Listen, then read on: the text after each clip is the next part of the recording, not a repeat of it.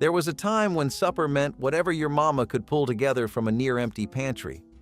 A handful of dried beans, a scoop of lard, maybe some cornmeal if the sack was not empty yet. Families stretched every last bite because wasting food was not just careless, it was a sin. These were the meals that kept whole households standing through the hardest years this country ever saw. Some of them fed your family for pennies a day. Others turned scraps into something so good, grown men still talk about them 60 years later. So hit that subscribe button, because here are 60 Depression-era foods that vanished from the family table. Number 21. Picking dandelion greens straight from the yard. Before the lawn care industry convinced everyone that dandelions were weeds, people ate them. During the Depression, dandelion greens were free salad growing right outside the door. You picked the young leaves in early spring before they turned bitter, washed them, and dressed them with a splash of vinegar and hot bacon grease. In Appalachia, some families wilted the greens in a hot skillet with salt pork and a little garlic. The flavor was sharp and peppery, and the leaves held more vitamins than the iceberg lettuce that eventually replaced them in grocery stores. The yard was not a lawn, it was a garden nobody had to plant. Today, restaurants charge $15 for a dandelion salad and call it farm to table. Your grandmother just called it supper. The Depression did not come with a cookbook. It came with hunger, and the kitchen was where you answered it. Every secret on this list came from the same place: a woman standing over a stove with less than she needed and more people to feed than she planned for. Nobody wrote these methods down because nobody thought of them as methods. They were just what you did. You saved the grease because buying more was out of the question. You stretched the coffee because the next can was 2 paychecks away. You boiled the bones because waste was a luxury no family could afford. These were quiet decisions, repeated every morning and passed on not by instruction, but by example. A daughter watched her mother. That was the whole curriculum. Number 21. Vinegar pie. The lemon pie of a kitchen with no lemons. 3 eggs if a mother had them, beaten with a cup of sugar, 3 tablespoons of cider vinegar, a tablespoon of flour, a half cup of water. Poured into a single shell and baked until the top cracked like creek mud in August. The vinegar did the work the citrus was meant to do. The pie tasted bright, almost too bright, and the sugar pulled it back from the edge. A widow in Arkansas made one every Sunday for the church potluck because she could not afford to bring a casserole, and the deacons learned to hover near her end of the table. She baked the same pie for 41 years. The last one came out of her oven the week she died. But years before the desperation pies reached their peak, American kitchens had already worked out how to bake without eggs by turning to the pantry shelf. Applesauce cake traced back to colonial New England, where the apple harvest came once a year and home cooks stewed and strained it into sauce specifically to stand in for eggs and fat in baked goods meant to keep through winter. A World War I recipe called for no eggs and only 2 tablespoons of butter, applesauce doing all the binding work. By the Depression years, the recipe had been tested across 2 generations, and the women who made it knew exactly what they were doing. Flour, spices, a little oil, the sauce, dense, moist, kept well in a tin. Cinnamon, cloves, nutmeg, raisins if you had them. Walnuts off the backyard tree if you didn't. Boxed spice cake mixes pushed it off the counter in the 1950s, and it quietly stopped appearing. Very few people under 60 know what it actually tastes like. Flour and water gravy base was born from empty pans and high hopes. When there were no meat drippings left to build a sauce, people had to get creative. Toasting flour in a dry pan until golden brought out a nutty flavor, and then you whisked in water, slowly, steadily, to avoid lumps. What you got was a base, simple, thick, and waiting for whatever you could stir in. Salt and pepper helped. So did leftover bacon grease or a spoonful of broth if you had any saved. Some added bouillon or dried herbs. Others kept it plain and used it to stretch out a thin meal of bread and boiled vegetables. The trick was patience, stirring until it bubbled and thickened, then pouring it over everything, biscuits, potatoes, or scraps of meat. It did not taste like roast drippings, but it warmed your belly and filled out the plate. In lean kitchens, this kind of trick was gold. It turned boiling water into something savory and familiar. And when you were scraping by, that kind of transformation meant more than most folks today will ever understand. Pot liquor with cornbread was a Southern tradition that became a Depression-era favorite because it stretched nothing into something filling. Pot liquor was the nutrient-rich broth left over after boiling greens like collards, turnip tops, or mustard greens. Instead of throwing it away, families would crumble cornbread into the liquid and eat it like a soup. It was packed with vitamins and minerals, even if it cost almost nothing to make.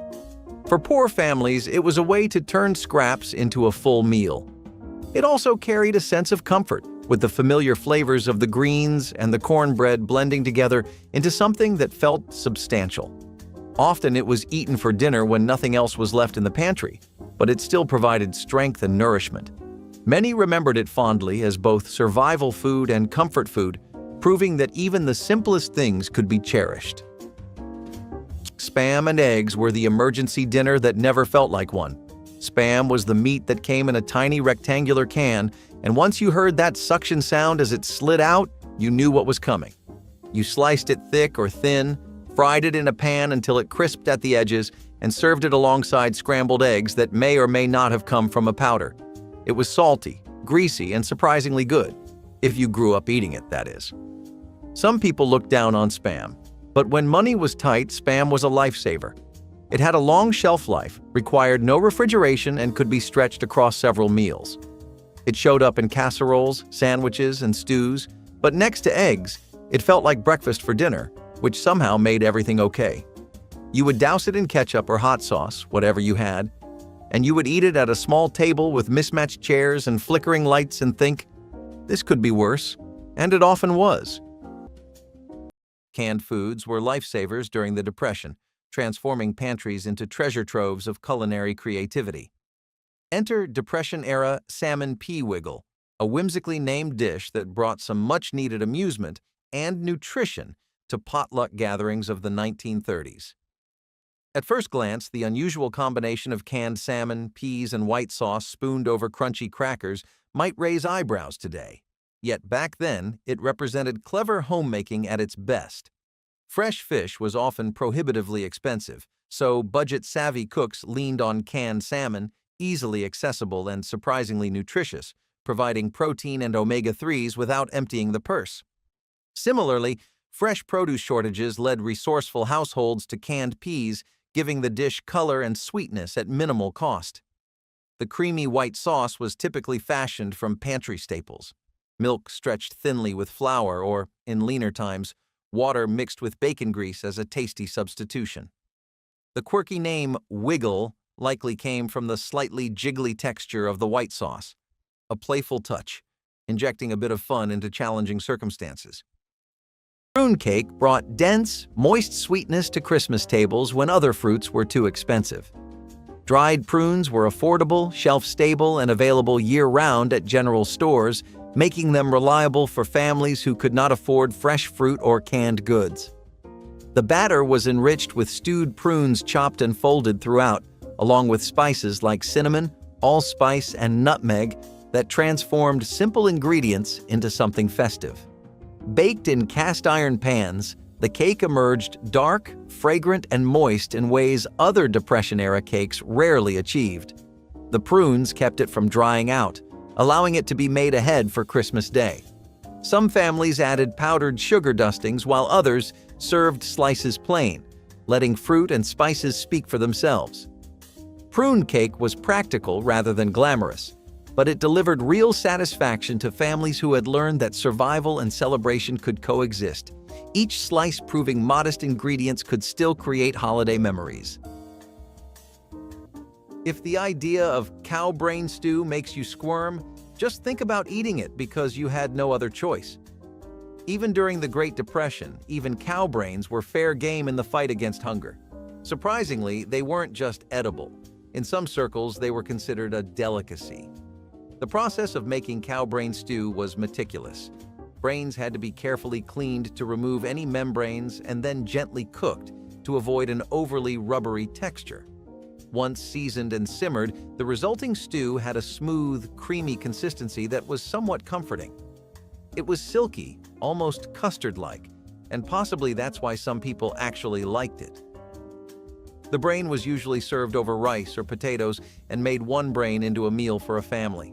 Cow brain was nutritionally a powerhouse of protein and vitamins and was a valuable food source in lean times.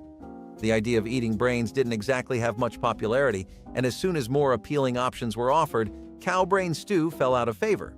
Interestingly, in some cultures, eating brain meat was considered a delicacy long before the Depression. For example, certain European and Asian dishes have celebrated cow brains as a prized food item. But as food options became more plentiful and tastes evolved, cow brain stew faded into the background, becoming a curious relic of a time when necessity ruled the dinner plate. These days, cow brain stew is more likely to be a dare than a dinner table. Back then, it was a lifesaver, proving that humans can eat anything, even when the going gets tough. During the Great Depression, resourcefulness often meant making every calorie of energy and every bit of heat work double duty. The fireless cooker was a brilliant example of this efficiency. Families would heat up a pot of food on the stove, then transfer it still hot into a homemade insulated container packed with blankets, hay, or even straw. The retained heat would finish cooking the meal, saving precious fuel while keeping the container, and often the surrounding area, warm for hours. It was like an early version of the slow cooker, but without the plug. This was a nod to the ingenuity of the time. Fuel was scarce, so using retained heat allowed families to stretch their resources as far as possible. It also had a touch of environmental awareness, though not by choice. By conserving wood or coal, people were unintentionally embracing sustainability long before it became a buzzword. These makeshift cookers also created moments of togetherness. Families would gather around the fireless cooker, eagerly waiting for a warm stew or porridge to be ready. Today, it's a reminder of how creative problem-solving and a little teamwork can go a long way. Plus, who wouldn't appreciate a kitchen hack that saves money and keeps you warm? Beans and rice, a dynamic duo that has been filling up bellies for generations. In lean times, this combination was a nutritional powerhouse with protein, carbs, and plenty of flavor, all without costing much. When money was tight, beans and rice were the way to go. They were cheap, filling, and could stretch to feed a whole family with just a few basic ingredients. Another great thing about this meal is its versatility. Got any spices lying around? Throw them in. A sad, lonely veggie waiting to be declared garbage? Throw it in too. It is the meal that will adapt to whatever you had in the house, not the other way around. It always manages to come out tasting like you put more effort into it than you did. Plus, let's be real. When you've got a pot of beans simmering away and some rice cooking on the side, it smells like home, which is what people at the time desperately needed to be reminded of. The beauty of bean and rice is that it is not just a survival meal, it is a comfort food packed with nutrition. Speaking of things that are readily available and easily grown, I can't forget about apples and how much they helped in the 20th century. You could get them from local orchards, canned, and even in stores. They were still a slightly reasonable place. People made all sorts of dishes with apples, like apple walnut cakes with orange glazes. Now, at first sound, that might feel like a pretty odd mix of flavors, but just humor me for a second. Dried fruit like walnuts was foraged or purchased, since they also managed to escape the worst of the rising inflation. Foraging walnuts was a lot easier in areas where they were grown naturally, like California, so this cake took off with the crowd there. Floridians also used to get by on this cake a lot, so you can trust that you might find some use out of it too, especially if you're from those states. Back to the cake though, because there's a lot to talk about flavor-wise here. This cake used those and an orange glaze to make a really fruity cake overall that had a tangy, citrusy flavor profile, but a satisfying walnut crunch, along with the bitterness and sweetness of a nice, ripe apple. All in all, it's not a bad deal for the circumstances. Plus, in the guise of a cake, you were actually eating some pretty healthy fruits. The best thing about this cake was that it could stand on its own without any frosting or decor, and it could also be baked in one single pan. The glaze balanced the earthiness and bitterness of the walnuts, and the apples were right in the middle of the flavor spectrum, whereas the nuts and oranges were on opposite ends. This meant that you had a pretty well-balanced dish for almost no effort or money, and that was a godsend back then. People living in Arizona were pretty much eating very similarly to how people in Alabama were living. They had beans instead of peas and chili instead of molasses, but chili beans were something that people would eat even in regular times when the economy hadn't caved in on itself. So in that regard, they got off pretty lucky. I know that sounds like an exaggeration, but I'm really not kidding. It was a luxury to even have food, but to be able to enjoy it too made you one of the really lucky ones during the Depression. Chili beans, thanks to Mexican influences, let locals live another day. So, the next on our list is victory gardens, which I promised you we would talk about. When you think of the phrase victory garden, you might start to think about a bountiful paradise full of fresh harvests and the scent of liberty and conquest. However, this is exactly the opposite of what these are.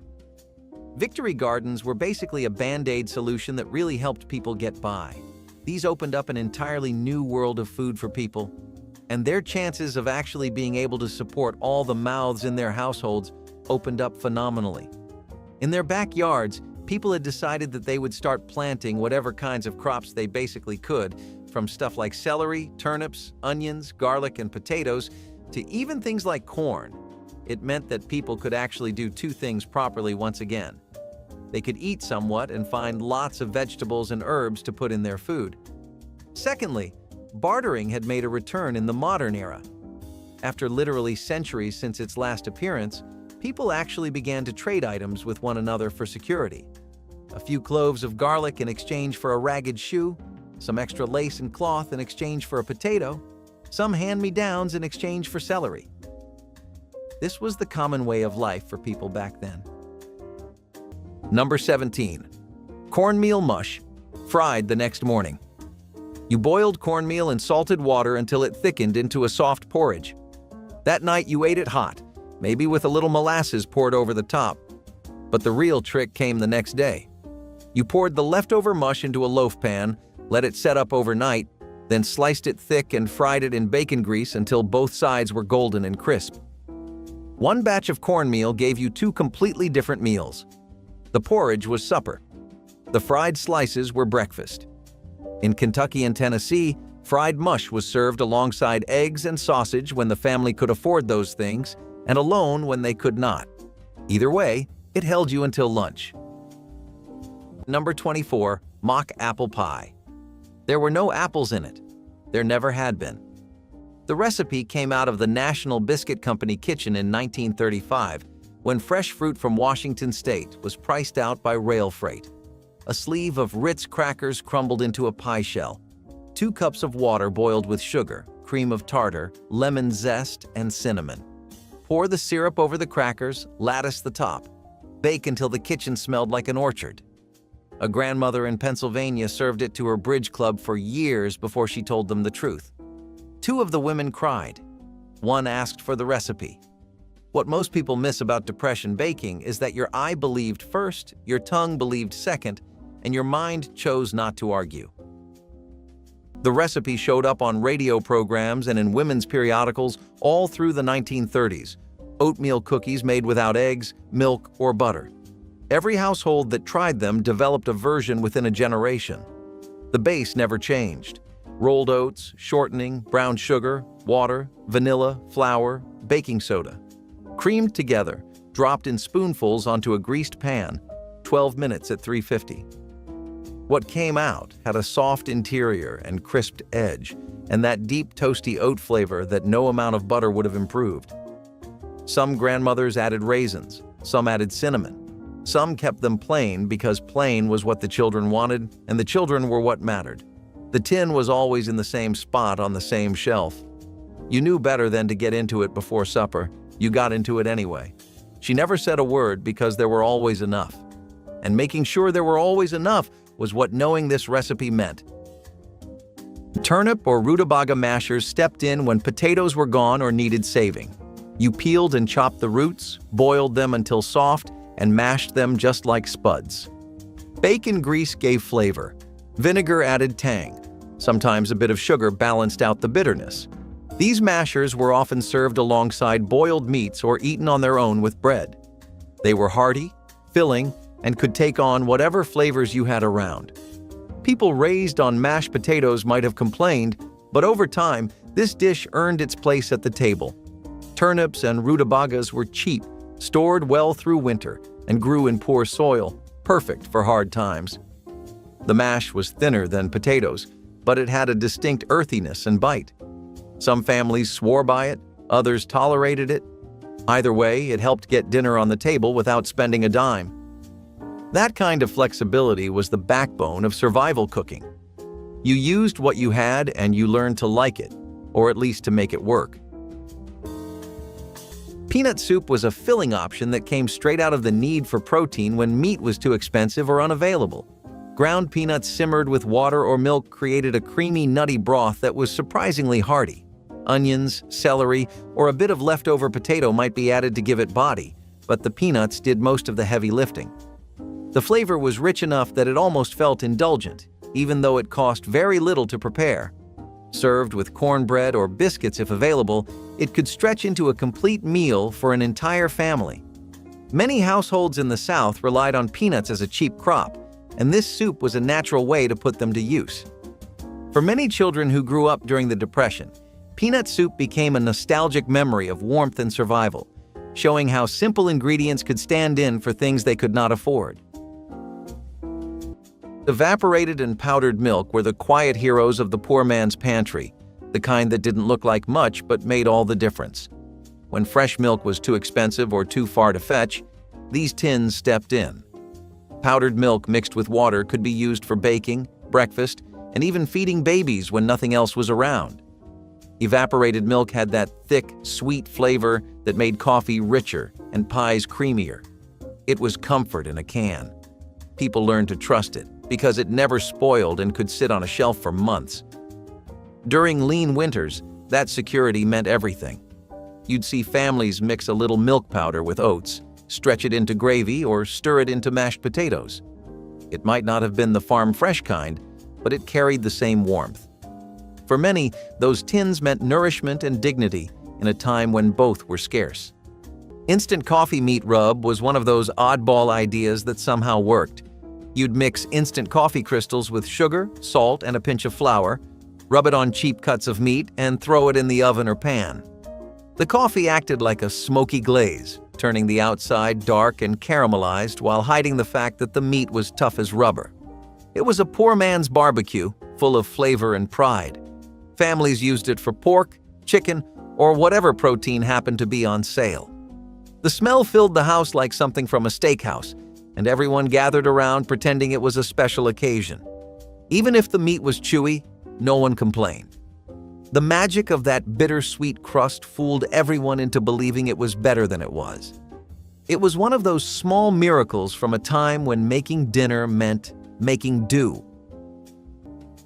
When you're tasked with feeding hungry neighbors during a time when meat was scarce and fresh ingredients were luxuries, creativity was the secret sauce to making a meal memorable. In stepped the tomato aspic salad, a quirky gelatin mold born from pantry staples, which became surprisingly popular at Depression-era potlucks. Home cooks combined tangy tomato juice, often canned or preserved, with economical vegetables like celery, onions, and peppers suspended delicately in gelatin. Since traditional proteins were hard to come by, gelatin provided a sneaky nutritional boost while adding a dash of visual intrigue to the communal table.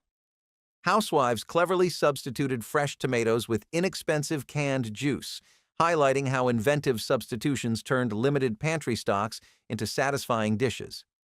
This odd yet charming dish embodied the Great Depression's resourcefulness. Each bite was a testament to culinary innovation under pressure.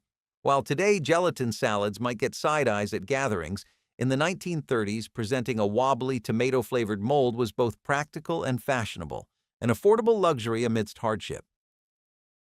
Bread pudding transformed stale loaves into Christmas dessert, rescuing what would otherwise become waste and turning it into celebration. Every crust, every heel, every slice gone too hard to eat was saved throughout December until Christmas Eve arrived. The dried bread was torn into chunks, soaked in whatever milk the family could afford, then mixed with eggs, sugar, and precious spices like cinnamon and nutmeg. Baked until golden in cast-iron pans handed down through generations, the pudding emerged transformed from kitchen scraps into something resembling abundance. Families drizzled molasses or made simple sauces from butter and sugar to top their portions. The texture was both tender and substantial, the sweetness balanced by honest bread flavor. Bread pudding taught children that nothing should be thrown away, that creativity could rescue the humblest ingredients. This dessert carried Christmas forward when fancy cakes and store-bought sweets were impossible dreams for struggling households. Potted meat spread. The 1930s tin can be savior. You're absolutely right if you're imagining mystery meat mashed into a paste.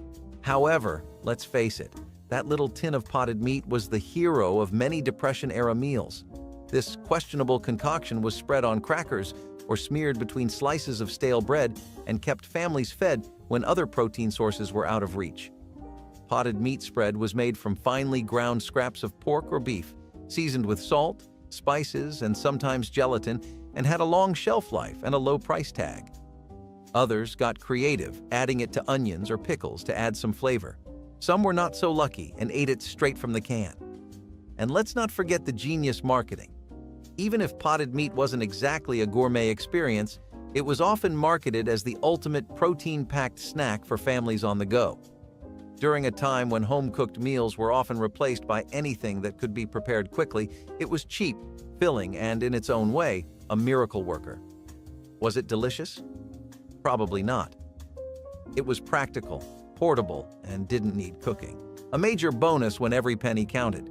Potted meat spread still lives on in grocery aisles as a throwback to those hard times. You won't see it on the center of a modern charcuterie board, but it's a reminder of survival, ingenuity, and the pure will to make something edible out of almost nothing. When money was scarce and firewood even scarcer, families during the Great Depression turned to whatever they could find to keep their fires burning. Necessity transformed ordinary and sometimes unusual materials into lifelines. Corn cobs, left over after the kernels were eaten, became a popular fuel source in rural areas. They burned quickly but efficiently, making them perfect for stoves and small fires. Dried animal dung, used for centuries by various cultures, was also repurposed as fuel on farms where livestock was common. Even coal scraps discarded by mining operations found a second life in the hearths of resourceful families. This was an ingenious blend of frugality and environmental adaptation. Nothing went to waste. Every bit of material was reused or repurposed. Coal scraps, for instance, were often scavenged by entire communities near mining towns. Children would gather the remnants, bringing home enough to keep their homes warm for another day. It's hard to imagine, but in those days the phrase, "one man's trash is another man's treasure," could be taken quite literally. While burning corn cobs might not be the norm anymore, it's a reminder that even in the harshest times, people found ways to adapt and to persevere. Corned beef and potato hash was a true Depression-era hero. It was affordable and filling. In a time when fresh meat was hard to come by, corned beef in a can was a lifesaver.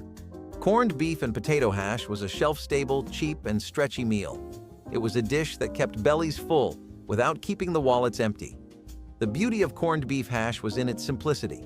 Fry up some chopped potatoes, toss in that canned corned beef, and let it all get crispy in the pan. Adding an onion or two added a bit of spice, but not everyone had that option available. But even if you couldn't afford onions, the combination of corned beef and potatoes was just enough. It was a meal that tasted like you put way more work in than you actually did. It was the kind of meal that could stretch to feed the whole family and still leave enough for leftovers the next day. Corned beef and potato hash wasn't just a Depression-era staple. It was proof that you didn't need fresh ingredients or fancy cooking techniques to make a hearty, filling, and tasty dish on a budget. Dried fruit compote is a pretty popular dessert, or some would say a side dish, but it uses dried fruit rather than fresh fruit. The benefit of this was that dried fruit was even cheaper than the fresh alternative, and in some areas, dried apples, peaches, raisins, and prunes were a lot easier to find. People would really invest in ingredients like this because not only were they easy to find, they were also really easy to store. This fruit dish was used to make a compote that could be served with bread or even be made into a cake.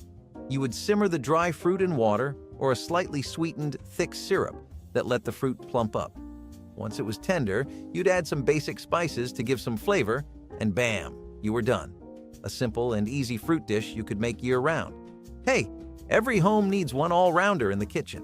One of the most reliable ones in the Depression for the country as a whole were potatoes. You can kind of see where I'm going with this, can't you?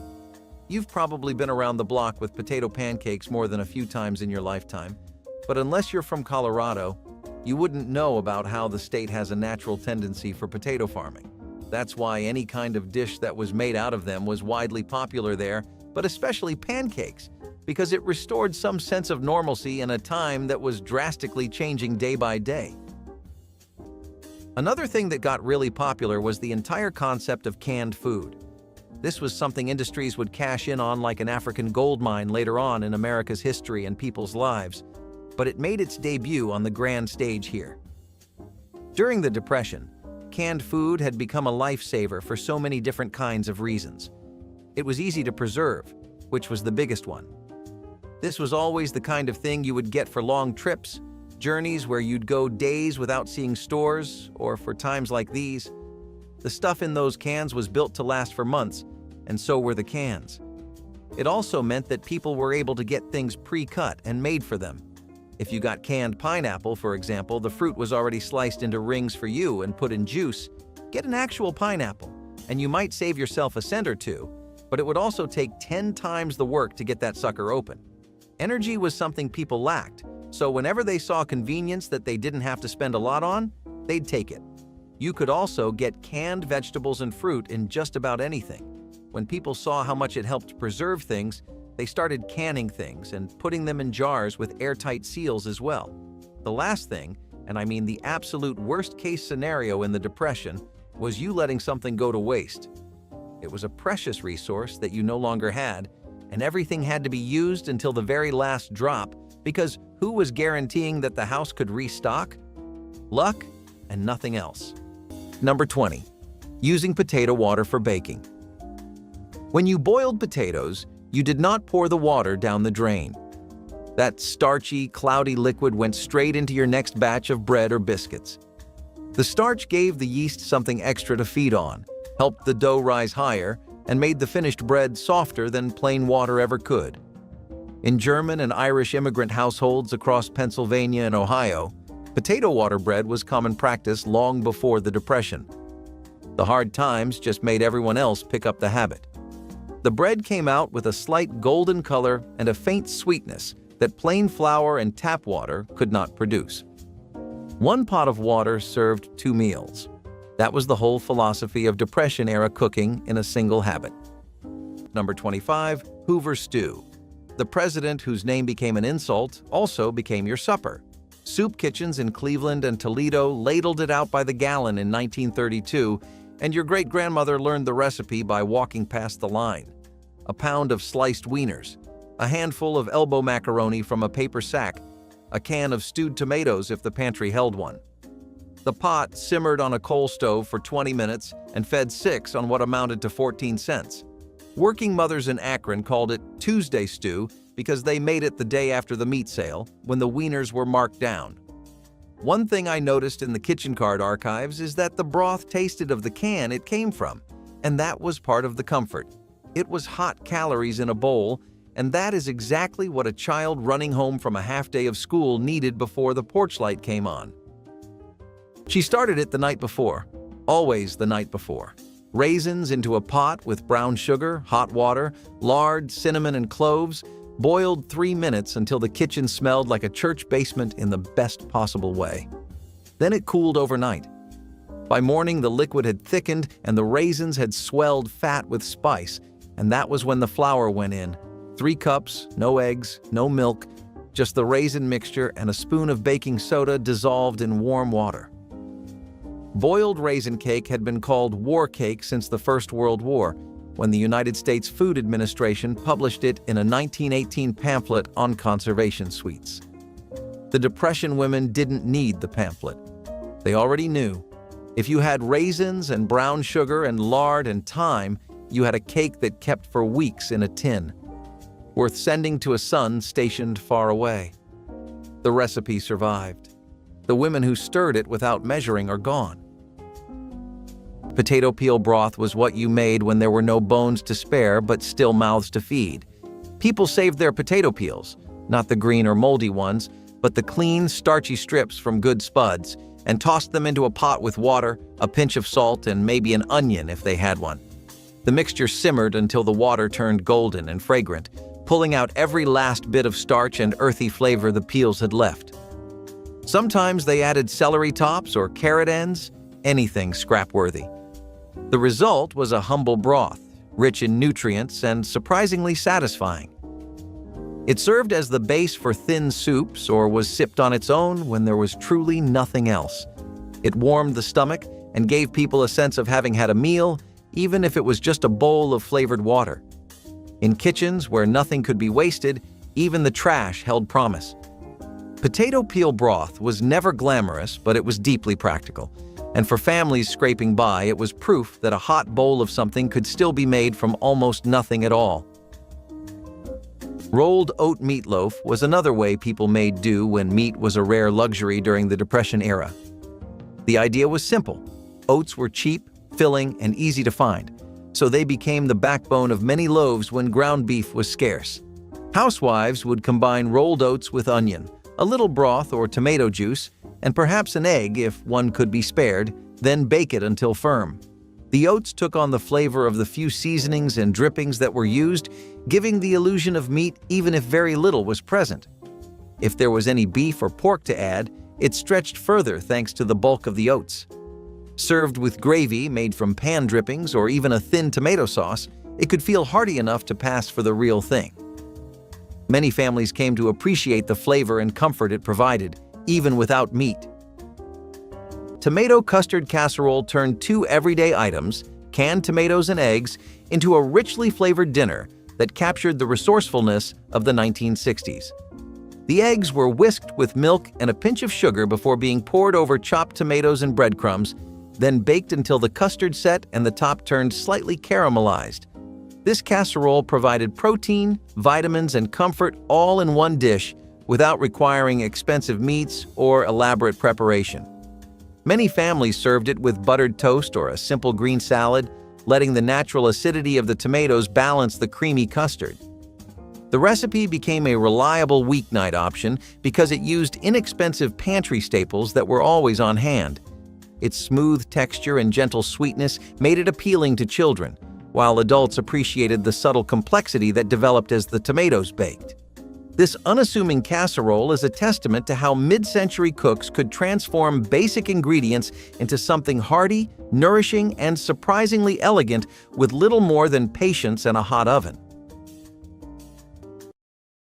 Fried treats weren't exactly commonplace during the Great Depression, but creative home cooks found clever ways to stretch pantry staples into delicious finger foods worth sharing. Sauerkraut balls emerged from immigrant communities, transforming humble sauerkraut, preserved, vitamin-rich, and affordable, into crispy, golden appetizers that vanished quickly at potlucks. Made from drained sauerkraut mixed generously with breadcrumbs, sometimes bound with mashed potatoes when eggs were scarce, these tangy bites showcased true culinary ingenuity. With meat being rare and expensive, cooks added flavor by sautéing onions or garlic, cleverly creating an irresistible aroma without extra cost. Sauerkraut itself, fermented cabbage rich in vitamin C, was both economical and beneficial, often a life-saving source of nutrients in winter months. Frying these tangy morsels in inexpensive rendered fats like lard or bacon grease created a crunchy exterior irresistible enough to tempt even skeptical eaters. Interestingly, though sauerkraut balls originated from Central European cooking traditions, their Depression-era popularity quickly spread beyond cultural boundaries, proving that tasty comfort foods transcend economic conditions. Stuffed cabbage rolls appeared on Christmas tables across immigrant communities, stretching small amounts of meat into dishes that fed entire families. The technique came from Eastern European traditions, adapted to Depression realities where ground meat was a luxury used sparingly. Cabbage leaves were blanched until pliable, then wrapped around filling of rice, onion, and whatever meat scraps the family could afford. Sometimes just tablespoons stretched through an entire batch. The rolls simmered for hours in tomato sauce, the long cooking tenderizing everything and melding flavors together. By Christmas dinner, each roll became a complete package of protein, grain, and vegetable. The aroma of simmering cabbage and tomatoes filled homes, announcing to neighbors that holiday meal was being prepared. Stuffed cabbage taught the art of stretching resources without sacrificing satisfaction, connecting families to heritage while solving the problem of feeding many mouths with little money. Sometimes dinner was just onions, water, and a dream. Depression-era classic born of pure necessity, onion gravy on bread. Onions were the next best thing to flavor whatever scraps you had, or didn't have, when meat was scarce. The result? A simple, savory meal that was surprisingly satisfying, given its humble beginnings. Frying onions in a bit of lard or butter, if you were lucky, then simmering them in water and thickening the mixture with flour was the way the gravy was made. Voila! Pour this over a slice of bread, and dinner was served. Interestingly, onion gravy on bread became such a staple that it wasn't just limited to supper. It sometimes served as a breakfast or lunch, depending on what was available. The beauty of the dish was its ability to stretch the little food that people had into a comforting meal. And while the dish might not have earned high culinary acclaim back in the day, it was a true testament to the resourcefulness and resilience of families during the Great Depression. Even if the bread was stale, the gravy would soften it right up. It wasn't just about feeding an entire family, it was about stretching a single onion. Today, we may not think onion gravy on bread is much of a culinary wonder, but back then it was a lifeline. There's something charmingly rustic about the dish, believe it or not, and it's even made its way into the gourmet circles under fancier names like onion tartines. It wasn't a foodie trend for those who lived through the Great Depression. It was a tribute to creativity in the face of hardship. The bitter cold didn't stop people during the Great Depression from heading outside to work, run errands, or simply survive the day. But with many unable to afford new shoes or even warm socks, an inventive solution emerged, stuffing shoes with newspaper or cloth for extra insulation. It was a simple trick that turned worn-out footwear into a small haven of warmth. Shoes were often patched and repatched to last as long as possible, but keeping feet warm required a little extra creativity. Newspapers were readily available and lightweight, while scraps of cloth could be repurposed from old clothing or blankets. This method demonstrated how even the humblest materials could be transformed into tools for survival. The environment played a role, too, as people used whatever natural or man-made resources were readily at hand. Parents often taught their children how to make the stuffing work best, passing down lessons in both thriftiness and resilience. Today, this simple innovation reminds us that solutions don't always have to be complex or expensive. Mock chicken legs, a true culinary illusion of the Great Depression. When actual chicken legs were too expensive to buy, people had to get creative, crafting drumsticks out of inexpensive cuts of meat like pork or veal and shaping them to look like the real thing. These so-called legs were then breaded, fried, or baked, and served up with high hopes that no one would notice the difference. And honestly, in times as hard as those, nobody even cared which meat they were having, as long as it tasted good and filled you up. The beauty of mock chicken legs is that for a split second, you would forget that it wasn't an actual chicken leg on your plate, rather something that resembled one. It was a brilliant way for families to serve something that felt like a treat without the high cost. Plus, let's give a shout out to all those women who shaped that meat to look like a drumstick. That takes a certain level of dedication. It's a testament to how far people were willing to go to make ends meet while still putting something fun on the table. Mock chicken legs became household favorites, proving that with a little creativity in the kitchen, you could really stretch that budget. I don't know if you've ever heard of a 3-ingredient cake, but a Pennsylvania Dutch funny cake is exactly that. It was one of the cakes that was known for its thriftiness and resourcefulness. It took next to nothing to make, only needing chocolate or molasses syrup and an unbaked pie crust. If you had any kind of flour or flour substitute and cocoa powder, that would work too. It was a bit of a celebratory dish at that time, since this one actually did take typical baking ingredients, but the result was worth it. It was a great cake to have on a budget, and it lasted a lot of households, giving them sugar rushes when they desperately needed them more than anything else in the day to survive. Mimi's tomato soup cake was an odd one. It used canned stuff like Campbell's tomato soup, which was thriving in the Depression since that whole period really helped put canned products on the map. It also used other things like replacing dairy in the recipe with other substitutes. Despite what you might think, it actually tasted nothing like tomato soup. It was more along the lines of a spice cake, and if I were to make you imagine the flavors, I'd say a good place to start is to picture a mix of cinnamon, nutmeg, and cloves kind of overtaking the general flavor, but having a dense and impactful kick in their aftertaste. You'd be surprised how many relief organizations like the Red Cross distributed this around too, though I'm still not really sure who Mimi was supposed to be. Southern states like Florida thrived off of everyday staples like grits, cornbread, and fish, since it was also one of the coastal states that relied on fishing to get their money. It was a skill that really came in handy during the Depression, knowing how to fish, probably more than it had ever mattered before those times had come knocking. People went from eating deli meats and foods, wraps, and bacon every day to making do with grits and fish, which was a lucky day for most in Florida as far as they were concerned. The Depression also had the benefit of being paired next to some of the worst things to happen in documented human history. I'm talking about ecological terror from the Dust Bowl, back-to-back modern warfare, the likes of which had never been seen in 2 world wars, and mass unemployment. It meant that people had to cut meat out of their lives almost entirely and substitute it with things like lentils and beans. Can you imagine an America where there really is no meat for you to get? Not in the stores, not from your neighbors, not even scraps left at the bottom of a can? It seems like some lucid nightmare that you may have dreamt up after a bender, doesn't it? Yet that was exactly the reality people were living with. Most good or even average cuts of meat had been stored away and rationed for soldiers during the war effort. They vacuumed protein, all those troops. Besides that, the prices for meat in general also skyrocketed beyond belief. Lots of people just weren't in the tax bracket that could afford its own poultry, game, and protein anymore. They adapted in other ways besides lentils and beans, but these natural resources saved dinner time for many people. So, about those stews I just talked about. They wouldn't add in just vegetables and potatoes. The entire idea was to not waste even a single thing.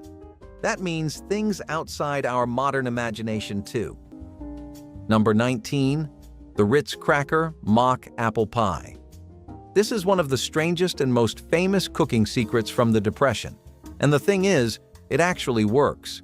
You broke a sleeve of Ritz crackers into rough pieces, layered them into a pie crust with sugar, cinnamon, cream of tartar, lemon juice, and a few pats of butter. You poured hot water over the whole thing, sealed the top crust, and baked it. What came out tasted so close to apple pie that people who did not know what was inside could not tell the difference. The science was simple. The buttery salt of the crackers combined with cinnamon and the citric acid from the lemon created a flavor profile that the tongue read as baked apple. The texture of the softened crackers even mimicked the slight bite of a cooked apple slice. Nabisco printed the recipe on the back of the Ritz box in the mid-1930s. And it stayed there for decades. During the worst years of the Depression, fresh apples could be hard to find depending on the season and where you lived, but a box of crackers cost a nickel. A lemon cost a penny or two. A woman in Missouri could walk to the general store and come home with everything she needed for a full pie for less than a dime. Clara Canucciari, who became famous in her 90s for cooking Depression-era meals on camera, talked about this pie as one of the secrets her generation carried. Nobody at that kitchen table ever complained. The crust browned, the filling bubbled, and the house smelled like fall. In 1935, Putting something on the table that tasted like abundance was its own quiet act of defiance. Number 19, lung stew. This was the dish a federal regulation would erase from American kitchens in 1971. A beef or pork lung cost a few cents at the butcher counter in 1933. Sometimes nothing if the customer was a regular and the day was slow. Mothers in German immigrant neighborhoods of Cincinnati and Milwaukee bought them by the pair, soaked them in cold salted water to draw the blood, then simmered them with a quartered onion, a bay leaf, 4 peppercorns until the meat softened to a sponge. Drained, sliced thin against the grain, dropped back into a broth thickened with browned flour, a splash of cider vinegar, a spoon of capers. The capers were the German touch. Served over boiled potatoes with a curl of black bread, and the children ate it without comment because supper was supper. A retired streetcar conductor in Cincinnati ate this stew every Friday for 53 years. He was buried with the recipe card in his shirt pocket. In 1971, the USDA published a rule called Section 310.16, declaring livestock lungs were not fit for human consumption. During slaughter, stomach contents can travel back into the airway, and lung tissue is porous enough to absorb whatever the animal had inhaled. The rule made commercial sale of lungs a federal violation. Butchers stopped breaking them out. Within 10 years, it had vanished from American cookbooks. The dish is still legal in Scotland, where it forms the heart of haggis. The mothers who fed it to their children would have called the rule sensible, and they would have cooked the lungs anyway. Nobody wrote it down. That was the whole point. If you had to look it up, you weren't ready to make it. Cornstarch pudding was cornstarch and sugar stirred dry in a pot. Then boiling water poured in slow while you whisked hard to keep out lumps, held over heat until the mixture thickened and went clear. If there was milk, you used milk and got something closer to a creamy blancmange. If there was no milk, you used water and it still set up smooth and clean and faintly sweet. Vanilla at the end if you had it. Nutmeg on top if you had that. Rita Van Amber documented it in her book on Depression cooking from the 1930s. 3 ingredients, cooked together, served cold.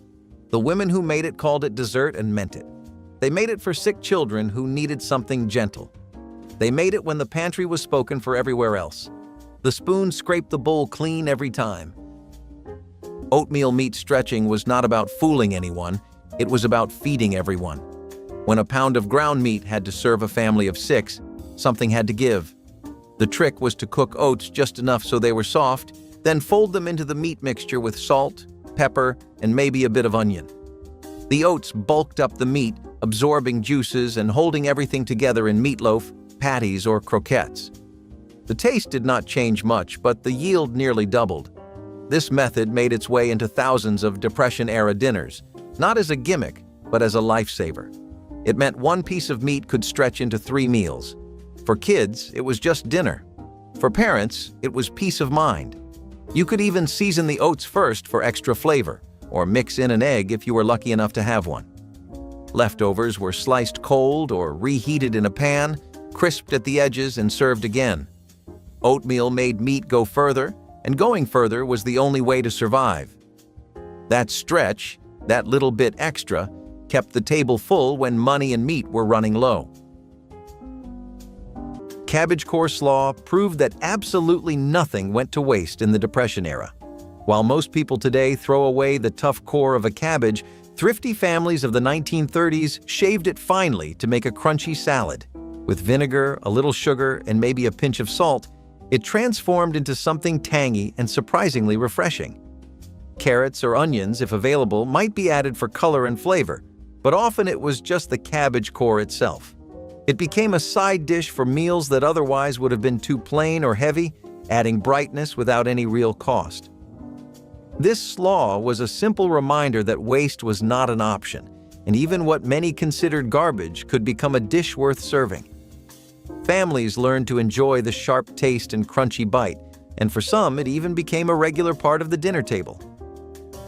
Hot grits with bacon drippings were the winter breakfast that kept families warm long before the sun climbed up over the rooftops.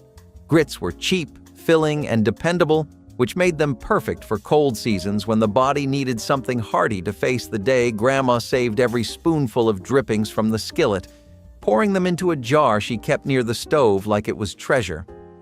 When the water boiled and the grits began to thicken, she added a little scoop of those drippings, stirring slowly until the pot turned creamy and rich. The smell alone was enough to pull children from warm beds. This breakfast did not need anything fancy. The flavor came from the memory of yesterday's meal and the promise of today's strength. It tasted like warmth you could hold in your hands, the kind that spread through your chest and made winter mornings feel possible. This was not restaurant food. This was real food made by people who understood how to stretch flavor across days. Hot grits with bacon drippings tasted like comfort, resourcefulness, and the quiet determination to start the day with something good. No Depression-era cook worth their salt would let good pickle brine go to waste, especially when flavoring was scarce and budgets tighter than the pickle jar lid. Thus, from humble kitchens emerged pickle soup, a tangy, resourceful dish blending leftover pickle juice, humble root vegetables like potatoes and carrots, and whatever pantry scraps happened to be available.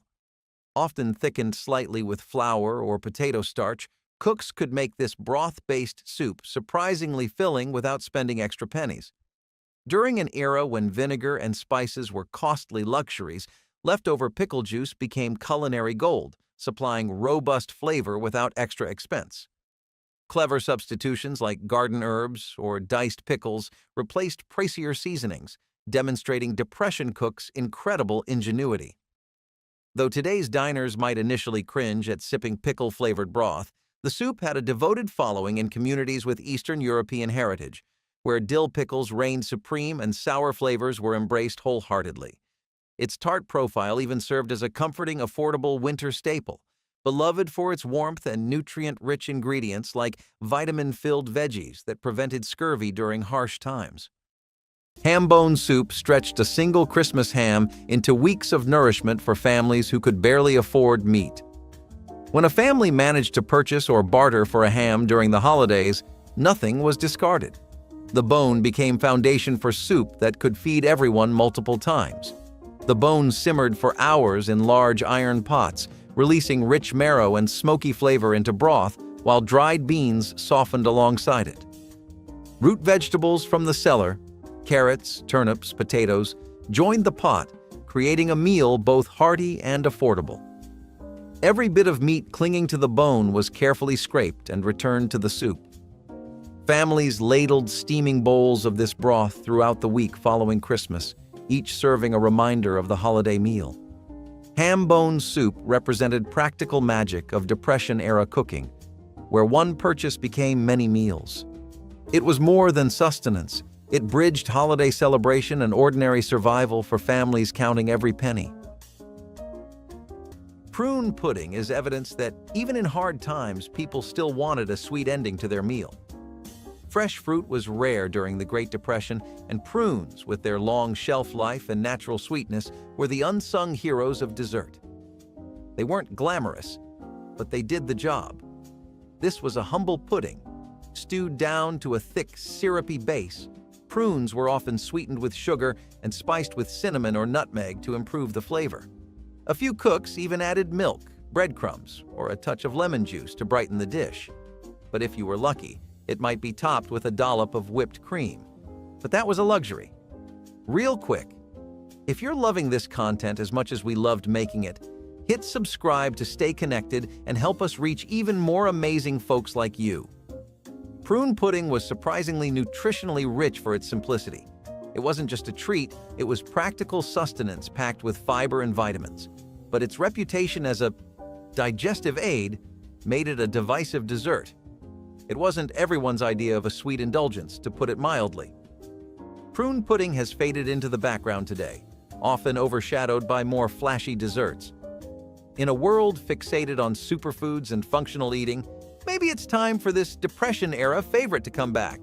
But don't expect it to replace chocolate cake anytime soon. What if, when store-bought clothes and blankets were out of reach for many families, the motto was simple: use it up, wear it out, make it do, or do without? Old coats, curtains, and even burlap sacks were given new life as warm clothing or quilts. Worn-out trousers became patchwork blankets, while burlap sacks, sometimes dyed or embroidered, were transformed into dresses, aprons, or mittens. It was practical creativity at its finest, proving that fashion can indeed be forged from function. This was an art form born out of necessity. Many families turned to sewing and mending as a way to keep warm, using skills passed down through generations. A tattered curtain might be stitched into a winter coat, and an old coat's lining could become insulation for a quilt. Even the natural environment played a part. Burlap sacks, used to transport grains and produce, became a staple for rural families. This practice also brought families together. Children learned to sew alongside their parents, sharing in the process of turning scraps into survival. Today, the idea of upcycling fabrics has come full circle, with modern sustainability movements embracing what Depression-era families mastered out of sheer necessity. It turns out, the original thrift store chic was just a warm hug in disguise. Vegetable pot pie was proof that you didn't need meat to make a satisfying meal. When times were tough and the meat was either too pricey or just plain unavailable, families turned to the next best thing: vegetables. Awful alternative for all of us who hate veggies, but you had to do what you had to do just to get by. The humble pot pie, traditionally packed with chicken or beef, took a vegetable-only turn during the Great Depression. It consisted of hearty vegetables like potatoes, carrots, peas, and some onions. Vegetable pot pie was a filling, flavorful dish that still gave you that comforting feeling of a homemade meal. And nobody here can even imagine what that must have felt like. When all you ate were just scraps of whatever you could find, getting a vegetable pot pie must have felt like getting a roasted steak. Plus, it was a great way to use up whatever was in the garden or on sale at the market. No meat? No problem. Those veggies could stand their ground. Cooking a vegetable pot pie wasn't only about stretching the budget, it was also about creativity. You could throw in whatever comes to mind and call it dinner. If you, by some miraculous chance, got any canned tuna, that would go in there also. And let's be honest, upon cracking open that golden crust, it didn't matter what lay inside. It only mattered that you had food on the table. So you're seeing a lot of pies and cakes, desserts basically, but you might be wondering something. Did they skimp out on the whipped cream or not? And the answer is yes and no. The whipped cream you're thinking of? Yeah, they did. I'll be honest with you. Nobody was making that was considered even a slightly stupid financial move. That's just how tight the situation was back then. You had to really make each move your best one if you wanted to last out the recession, or more importantly, the week. I can't tell you how many people actually did go homeless during that entire time period, so getting the 100% genuine article as far as whipped cream was concerned wasn't really a priority for most people. That doesn't mean they forgot about how good the thing feels on top of a good dessert, though. And sometimes even the strongest of wills just wanted a meal they didn't feel like they were settling for. Mock whipped cream was just the thing in times like that because it used evaporated milk, gelatin, which was something organizations were handing out, and egg whites. This was way cheaper than fresh cream, and it had a meringue-like consistency, which honestly wasn't too far off from the real thing. Let's hop over to the South for a quick second.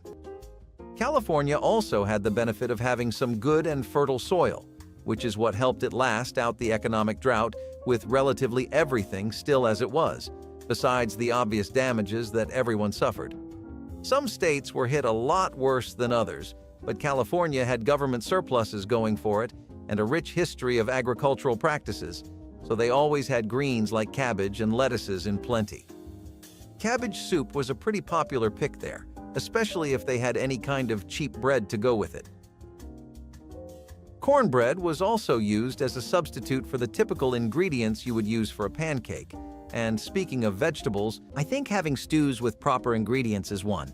If you look at the Depression, these basic ingredients that we probably take for granted became so hard to get that people began to stretch all of their stews with water or flour wherever they could. These makeshift stews were the backbone of what kept most people going during the Depression, Because they took the one resource that was still free and mostly available: water. If the crux of your dish is water, then it becomes a lot easier to prepare for a lot of people. Naturally, people were migrating from all sorts of places to live with their relatives in times like this too. It meant that people, for once, had to really think outside the box to see how they could get a dish done. It wasn't easy, and to be honest, by technical standards, they weren't really stews. Throw in some vegetables, though, and they become a meal that can feed an entire family at least. Number 25, stretching a whole lunch out of one raw onion. There was no deli meat in the house, no cheese. There was bread, a raw onion, and whatever fat you had saved. That was the whole trick. You sliced the onion thin, spread a little lard or bacon grease on the bread, laid the slices down, and hit it with salt and pepper. That was lunch. In parts of the Midwest and the Ozarks during the early 1930s, children carried onion sandwiches to school. Not because anybody chose it, but because it was all the budget allowed. The secret was the onion itself. It was cheap, it lasted in the root cellar for months, and it filled you up faster than an empty stomach could argue with. Some families added a smear of mustard if they had it. Most did not. Number 23, dandelion greens with hot bacon dressing. The greens were free, but the dressing made them dinner. Children in West Virginia coal towns gathered them by the apron load before the first mow of spring, when the leaves were tender and the bitterness had not set in. Mother washed them 3 times, fried 4 strips of bacon dark, then poured a tablespoon of vinegar and a spoon of sugar into the hot grease. Tossed warm over the greens until they wilted in the bowl. Italian and Polish mothers in Pittsburgh did the same with chicory and sorrel. German mothers in Milwaukee added a slice of hard-boiled egg when there was an egg to spare. The salad cost what a child was willing to walk for, and that made it the cheapest course any working family ate. Nobody looked at a boiled russet potato and thought candy. Nobody except the women who knew. The potato had to be cold. That part was non-negotiable. Mash it smooth, work in powdered sugar a cup at a time until you had a stiff dough, roll it thin on a sugared board, spread peanut butter across the surface, roll it up tight like a jelly roll, chill it, slice it. What came out looked like a pastry spiral. Pale dough swirled with brown peanut butter, cut clean into pinwheels. It tasted like peanut butter fudge. It tasted nothing like potato. Potato candy traced to Irish and German immigrant families spread through Appalachian kitchens by Pennsylvania Dutch settlers, where peanut butter became the standard filling. In Kansas, they used walnuts. In New England, coconut. The filling changed by county. The potato dough never did. No one who didn't already know would have guessed what it was made of. That was the point. Mock whipped cream from evaporated milk was a tiny miracle that made dessert possible when dairy was scarce. You would chill a can of evaporated milk until it was icy cold, then beat it with sugar and a splash of vanilla until it fluffed up into soft peaks. It did not hold quite like real cream, but it got close enough for cake toppings, fruit bowls, or Jell-O salads. The texture was light but sturdy, and the taste had that rich, slightly caramelized edge evaporated milk is known for. It was not perfect, but it was magic in a pinch. Housewives swore by it for special occasions or Sunday suppers when a bit of sweetness was needed. Some even froze the whipped mixture for a pseudo ice cream. The trick was making the most of shelf-stable goods and transforming what seemed flat into something joyful. No one expected miracles during the Depression, but this came close. It made humble ingredients feel celebratory. And in homes where cream was just a dream, this trick kept dessert on the table and smiles in the room. Ketchup sandwiches may sound like a joke today, but in the Depression era, they were a quick meal for children and adults alike. With meat out of reach for many, a slice of bread spread thin with ketchup became lunch or even dinner. The tangy, sweet flavor gave the illusion of something more filling, especially when paired with a second slice of bread. Sometimes butter or margarine was added if available, but most of the time it was just bread and ketchup. While humble, it provided calories when little else was around, and children often looked forward to it simply because it tasted different from the usual plain bread. It was also portable, making it an easy option for workers or school lunches. Though it might not sound appetizing now, it kept hunger away for countless families. For many who grew up in the 1930s, ketchup sandwiches became an unforgettable part of their childhood survival. Tomato soup with grilled cheese was the rainy day classic that never failed to make kids feel warm from the inside out. The moment a storm cloud rolled in, kids would start hoping their mothers would make this exact combo because nothing else matched the feeling of dipping a buttery sandwich into a bowl of steaming soup.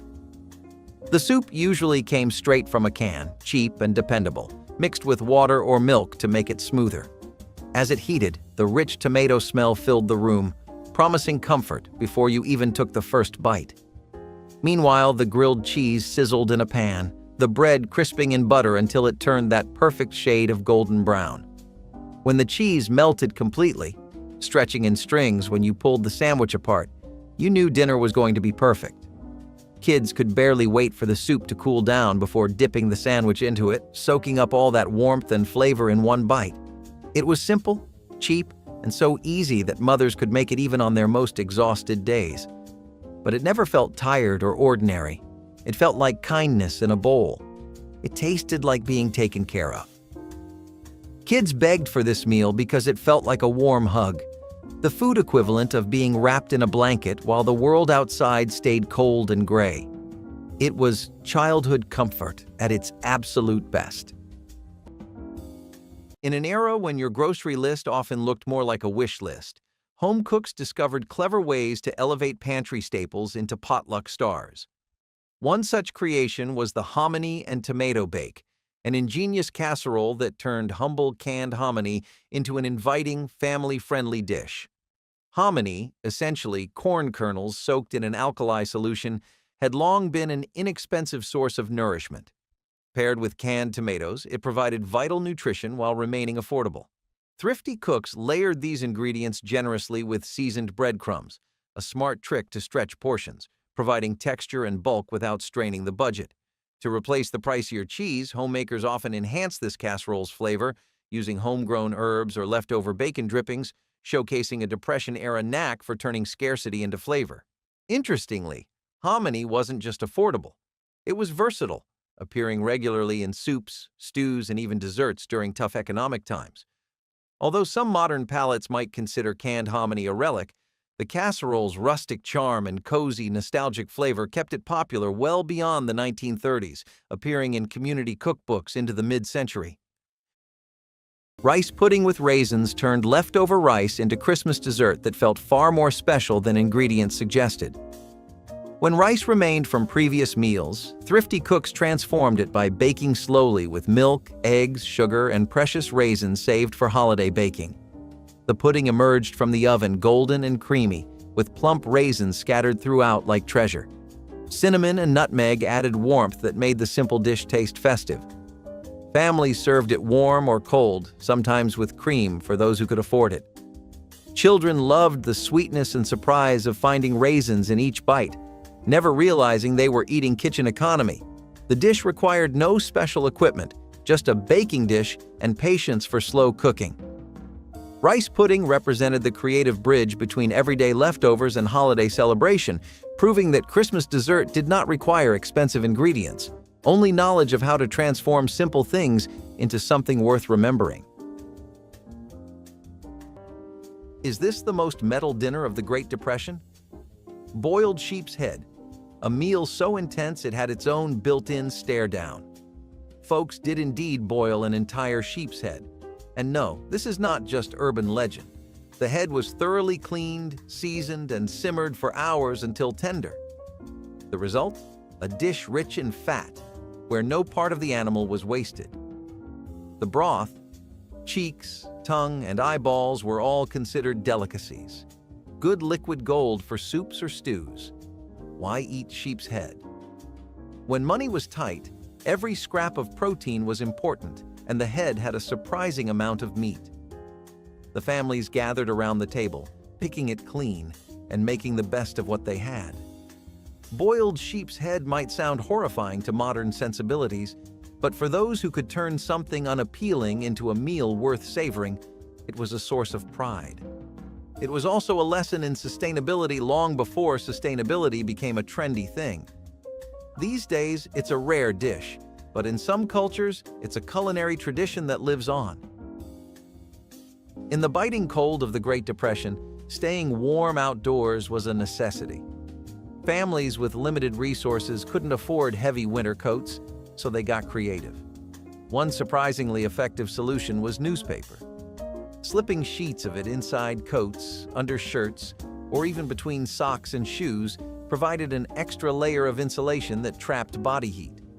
It was practical, cheap, and easy to find, even if it made crinkling noises with every step. This ingenuity stemmed from the fact that newspapers were widely available, even during tough times. People often saved every issue, not just for reading but for countless uses: insulation, wrapping food, or even patching drafty walls. Nature, too, played a role in this resourcefulness. By mimicking how animals insulate themselves, layering fur or feathers, families used newspaper to create their own version of thermal protection. Outdoor layering also, it highlighted the importance of family. Parents often made sure their kids were properly bundled up before braving the elements, turning layering into an act of care and protection. Moving on to something more concrete, Johnny cakes. They could be whatever your heart desired: a main dish, a side dish, something sweet or something salty. They were true soldiers during the tough times. These cornmeal-based pancakes were a lifesaver for families looking to stretch their budgets. With just a few basic ingredients, cornmeal, water, and maybe a dash of salt if you were feeling fancy, you could whip up a batch of Johnny cakes that kept everyone fed without having to pull a bank job. Bread was often too expensive or hard to come by. Johnny cakes were the affordable alternative that could be made from cornmeal, which was widely available and cheap. These little golden cakes were versatile too. You could eat them plain, or drizzled with syrup if you were lucky to have it lying around the house. Johnny cakes were filling and could hold their own as the main course or side dish. Some people might say that they were a bit bland, but what did you expect? A gourmet meal in those times? Johnny cakes were the epitome of resourcefulness. Just cornmeal and water mixed together and fried up on a hot griddle. Simple? Yes. But when you're trying to make every penny count, Johnny cakes got the job done and kept hunger away. Apple cornbread crisps were another really popular way of incorporating apples into an ingredient that has lasted many families throughout many droughts. Cornmeal is a staple ingredient for a lot of reasons, but you can sum them up by saying that it's always been there whenever you've needed it most. The Great Depression brought back the culture of apples, especially in rural areas and places with heavy farming land like the South.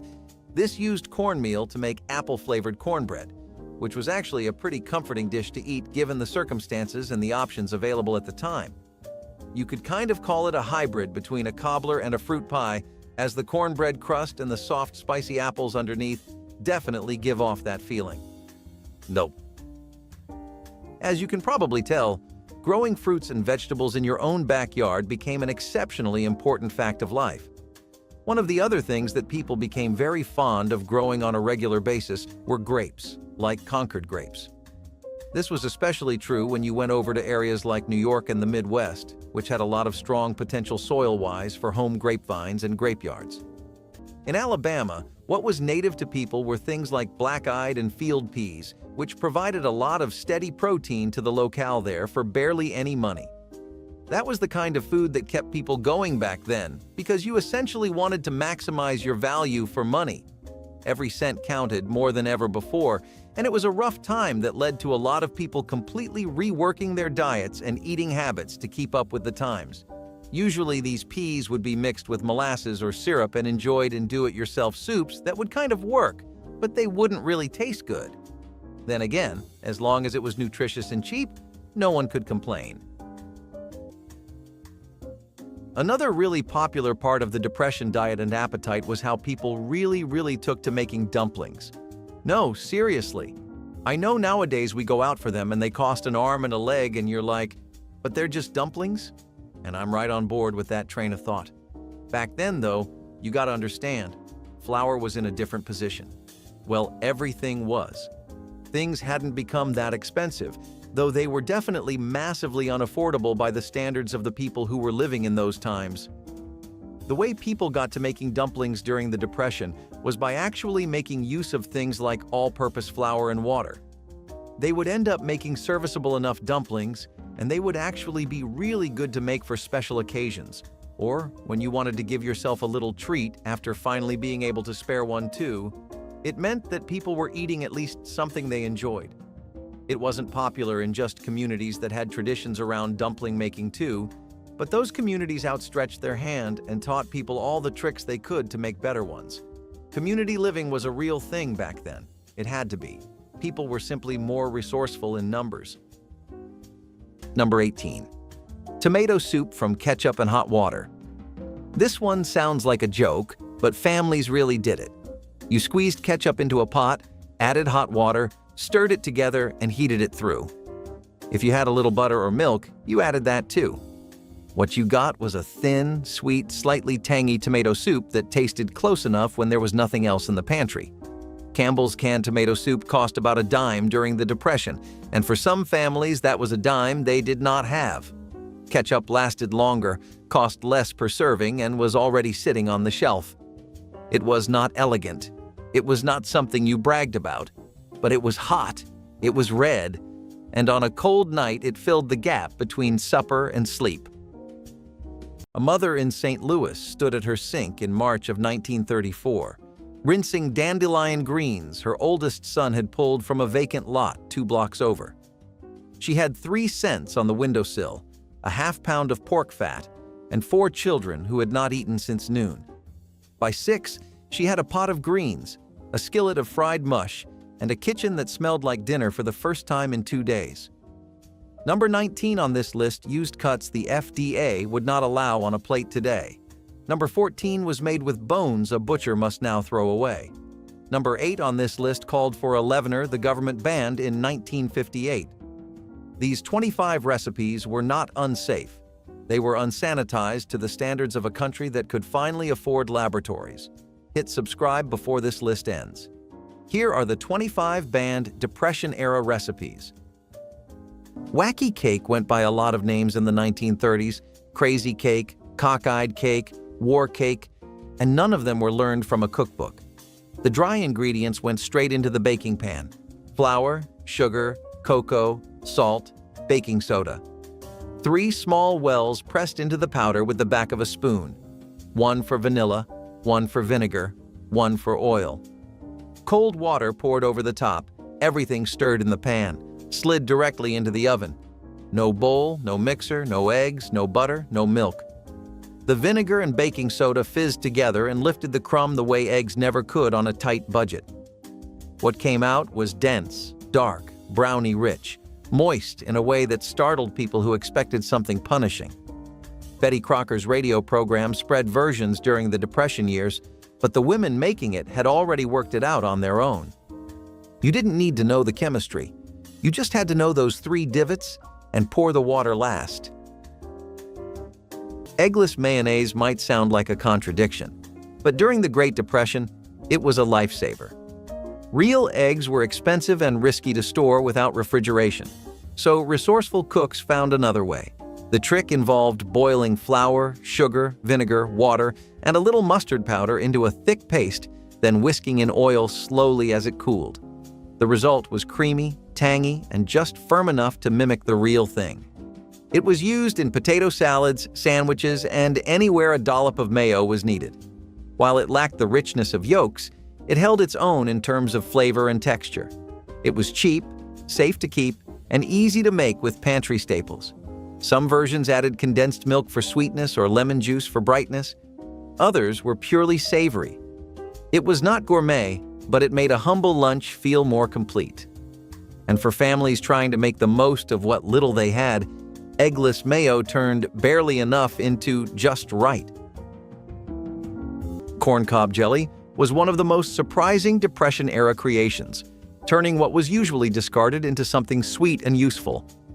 After eating or cutting kernels from corn, families would boil the stripped cobs for a long time until the liquid turned golden. With sugar and sometimes pectin, this liquid became a jelly that spread easily on bread or biscuits. It had a mild corn flavor, slightly sweet, and it gave people a way to stretch ingredients without buying fruit for jams. Since sugar was often rationed or expensive, this jelly was seen as a clever way to create a sweet treat out of nothing more than scraps. Many families remembered it fondly, not only because it was thrifty, but because it represented resourcefulness at its finest.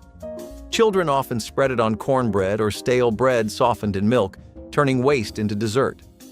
It may seem odd today, but back then it was pure ingenuity.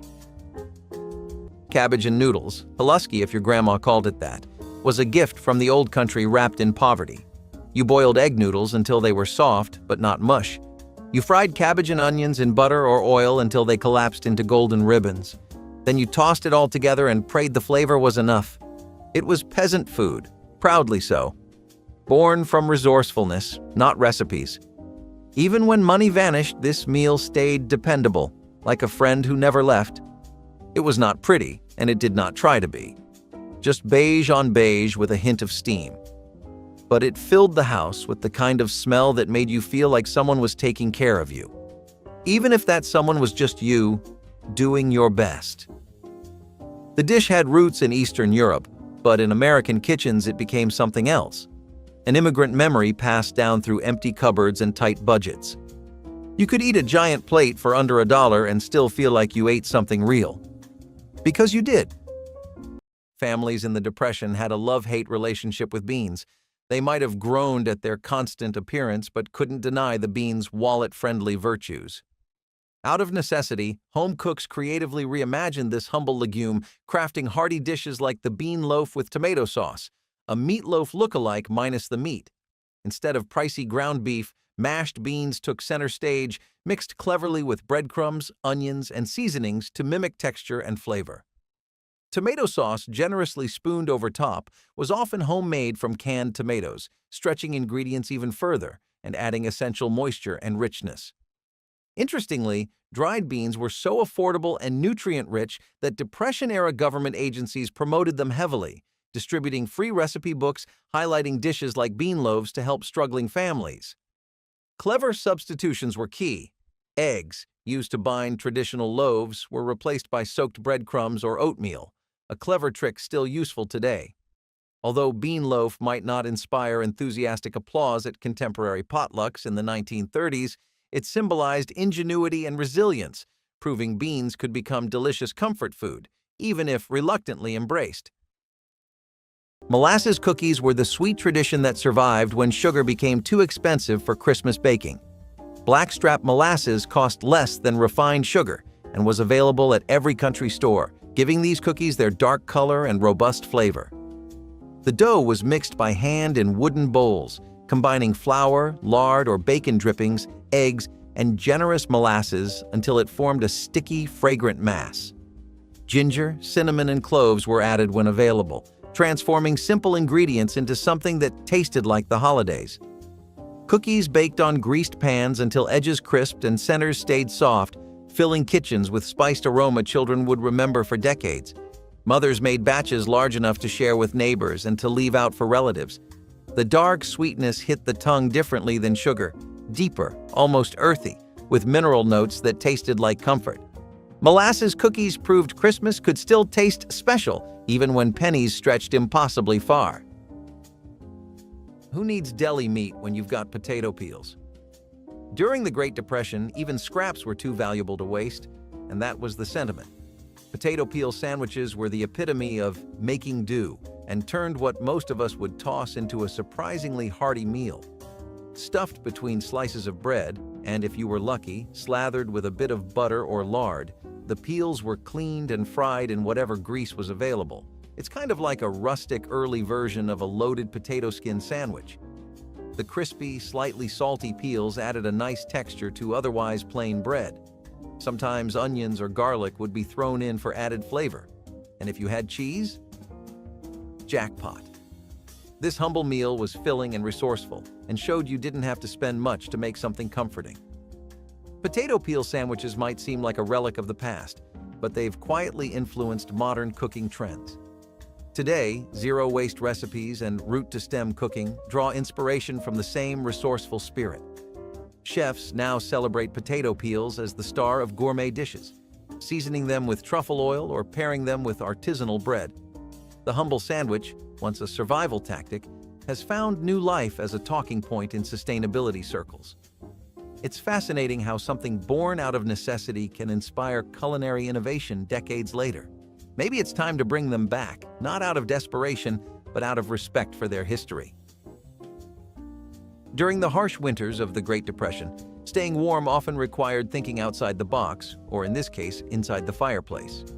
Families discovered that heating bricks or stones in the fire could turn them into makeshift bed warmers. After wrapping them in cloth, these simple tools provided hours of cozy heat in beds that otherwise felt like ice boxes. It was a brilliant blend of practicality and ingenuity, where people turned something as ordinary as a stone into an essential survival tool. This practice had roots in centuries-old traditions, harking back to a time when central heating was a pipe dream, literally. In a world where every resource counted, even firewood was precious. The choice to heat reusable objects like bricks meant families conserved fuel for other needs, showcasing the relentless frugality that defined this era. A single fire could warm the family and prepare their nighttime comfort. Children were often tasked with fetching the cooled stones from outside, and many families turned the process into a nightly ritual. Today, this simple idea reminds us of the creativity and resilience that emerged in those desperate times. And let's be honest, it's a good thing heated blankets eventually replaced this method, because cuddling a rock just doesn't have the same charm. When times were tough, nothing went to waste, especially not bread. Instead of tossing out stale loaves, families turned them into dumplings to stretch meals further, and tomato soup became the perfect partner for this duo. You'd take some day-old bread, mix it with a little milk and maybe an egg if you had one, and form it into dumplings. Then, plop those into a pot of your regular tomato soup, and you've just transformed a basic dish into something served at restaurants. The bread dumplings would soak up that rich tomato flavor, making every bite feel more flavorful. It was a genius way to avoid food waste and make the most out of what was on hand. Not to mention that tomato soup was already a favorite since it was cheap and easy to make from canned tomatoes. The bread dumplings were just a cherry on top, or dare I say, the dumpling in soup. Together, they created a hearty, satisfying meal that filled you up without costing too much. And that is a win-win in my book.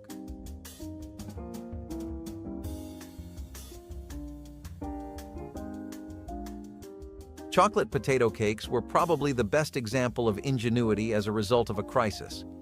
Who would have ever thought that mashed potatoes and chocolate could go together in a cake of all things?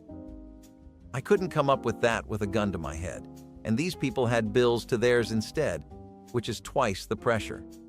If you look back into American cooking practices, though, using potatoes as a way to make the cake base more firm and dense was a common practice, and when other things like flour and thickening agents weren't available, this was due. Cocoa powder was also a lot easier to get than chocolate bars, so it took care of flavoring the cake pretty easily. One of the other rarer ways people got to baking cakes was to use potatoes as a base instead, and now you can probably see that I really wasn't exaggerating when I said that people used potatoes to get by. They made almost everything they could out of potatoes, and this cake used chocolate layers on top of a potato base to create a pretty comforting dessert that could pass around the entire family. Despite what you might think, the chocolate flavor was actually pretty noticeable and deep, and the potato flavor was barely noticeable. It felt and tasted much closer to a real cake than people would imagine. Alaska, on the other hand, was luckier. They had the privilege of being next to bodies of water, so they could actually catch their food hunter-gatherer style and essentially eat for free. Subsistence living became the normal lifestyle that people incorporated into their weekly routines, and one of the best ways to sustain an entire family and take advantage of the bounty of nature was fish and game stews. Any kind of stew would work. It wouldn't really be a proper recipe, and a lot of the time it would just be using whatever hands-on ingredients they could come up with. But hey, it filled everyone's bowl. Number 23. Making real bread with nothing but cornmeal and boiling water. No flour, no eggs, no milk, no baking powder, just cornmeal, salt, and boiling water. And people called it hot water cornbread. You mixed it into a stiff batter, shaped it by hand, and fried it in a hot skillet with bacon grease until both sides turned golden and crisp. It came out tasting like more than it had any right to. In Alabama, Mississippi, and across the rural South, this was what you made when you had run out of everything except what the land grew. Corn was easy. Water was free. The grease was whatever you had saved from the last piece of pork. People still make it exactly this way today. The recipe never changed because it never needed to. Number 20. Peanut butter stuffed onions. The Bureau of Home Economics broadcast the recipe on Aunt Sammy's radio recipes in 1932, and home economics teachers across 30 states drilled it into their students by the end of the decade. 6 large onions parboiled until tender, centers scooped out, cavities packed with peanut butter, stale breadcrumbs, salt, and a splash of milk. Baked covered for 30 minutes, then uncovered for 10 more until the tops browned. Mothers in Iowa farm towns served them as the main course with brown bread. The combination sounds wrong on your page. But eaten hot from a chipped white plate, it tasted like dinner. Saturday night was taffy night in a lot of Depression-era households, and it was entertainment as much as cooking, something to do after supper when there was no money for anything else. Brown sugar, molasses, butter, a splash of vinegar, water, cooked together in a heavy pot until a drop in cold water cracked clean between the fingers. That was the test. Not a thermometer because most kitchens didn't have one. If it cracked, you poured the batch onto a buttered plate and waited. Then you pulled it. 2 people, one end each, stretching and folding and stretching again, working air into the mass until it lightened from dark amber to pale gold and went glossy and stiff. Cut with scissors into pieces. Let it harden. The children got to pull, which meant they got to stay up late on Saturday, which was the actual point of the whole exercise. Nobody needed a recipe because the knowledge lived in the hands. When the hands are gone, the knowledge goes with them. Breadcrumb coffee cake topping was a clever twist born from necessity and sweet tooth cravings. Butter was a luxury and store-bought streusel was a fantasy, so people turned to the one thing they had plenty of: old bread. Dried out and crumbled into coarse bits, it became the base for a topping that could rival anything from the bakery. You mix the crumbs with sugar and leftover grease, bacon fat, lard, or even schmaltz, and scattered the mix over simple batter before baking. The result was a sweet, savory crust that crisped up beautifully and added texture to every bite. It did not melt like butter would, but it crunched and it clung to the top like a golden halo. Kids loved the crispy bits, and adults appreciated that nothing went to waste. You could season it with cinnamon or nutmeg if those were on hand, but even plain, it worked. It gave plain cakes a little flair, made breakfast feel fancy, and helped turn the most basic ingredients into something memorable. That topping was resourcefulness baked right in. Cabbage roll. Casserole was one of those Depression-era meals that made the most of scraps while still delivering real comfort to the table. Instead of carefully rolling leaves around bits of rice or meat, families would simply layer chopped cabbage with leftover grains, stale bread, and whatever scraps of vegetables they had. Sometimes there was even a small amount of ground pork or beef mixed in, though most of the time the casserole relied on stretching every flavor from the scraps themselves. A little vinegar or tomato juice added tang and moisture, while onions gave it a base of flavor. Once it baked, the entire dish came together into something hearty enough to serve a large family for very little money. The casserole was a dish that spoke to both ingenuity and the realities of the time, because not everyone could spare hours or meat for proper cabbage rolls. Layering scraps turned survival cooking into something close to celebration. Cane syrup ginger cookies were the winter sweets born from necessity, shaped by families who could not afford refined sugar but still wanted something warm and comforting. Cane syrup was cheaper, accessible, and kept well through the cold months, making it a trusted companion in countless kitchens. Grandma mixed it with flour, fat, and ground ginger, creating a soft dough that smelled like holiday spice even on ordinary afternoons. When the cookies baked, they spread into soft, chewy circles with edges that crisped just enough to snap gently under your teeth. The flavor was deep, warm, and earthy, the kind of sweetness that lingered rather than shouted. Families cherished these cookies because they brought joy without requiring ingredients that winter budgets could not handle. They tasted like generosity in lean times, a reminder that sweetness did not need to be extravagant to matter. Cane syrup ginger cookies were humble but powerful, a dessert that made cold days feel kinder. During the Great Depression, vegetables like carrots and potatoes were kitchen VIPs, not because of glamour, but sheer affordability and availability. The humble yet flavorful carrot and potato bake, a casserole of thinly sliced potatoes combined with brightly grated carrots, became a potluck favorite precisely because it cleverly stretched ingredients without sacrificing nutrition or taste. To keep budgets intact, thrifty cooks relied on simple additions like flour, thickened milk, or leftover broth instead of costly cream, and seasoned it sparingly with homegrown herbs or scraps of onion, turning basic veggies into something delightfully savory. Interestingly, carrots, high in vitamin A, gained popularity during tough economic times, not only because they were cheap, but they also boosted nutrition at a time when balanced diets seemed harder than balancing checkbooks. Potato slices baked tenderly alongside carrots delivered comforting carbs and vital nutrients, creating an unexpectedly hearty dish without meat or expensive dairy. Families attending potluck gatherings eagerly welcomed casseroles like this, a nutritious yet inexpensive way to ensure everyone left the dinner full, even if wallets stayed empty. Navy bean soup simmered on Christmas Eve in homes across America, filling kitchens with savory aroma that promised nourishment for the holiday. Dried navy beans were soaked overnight, then cooked slowly with whatever flavoring the family could afford. A ham bone saved from better times, a piece of salt pork, or simply onion and salt. The beans broke down into creamy richness during the long cooking, creating a soup that was both filling and satisfying.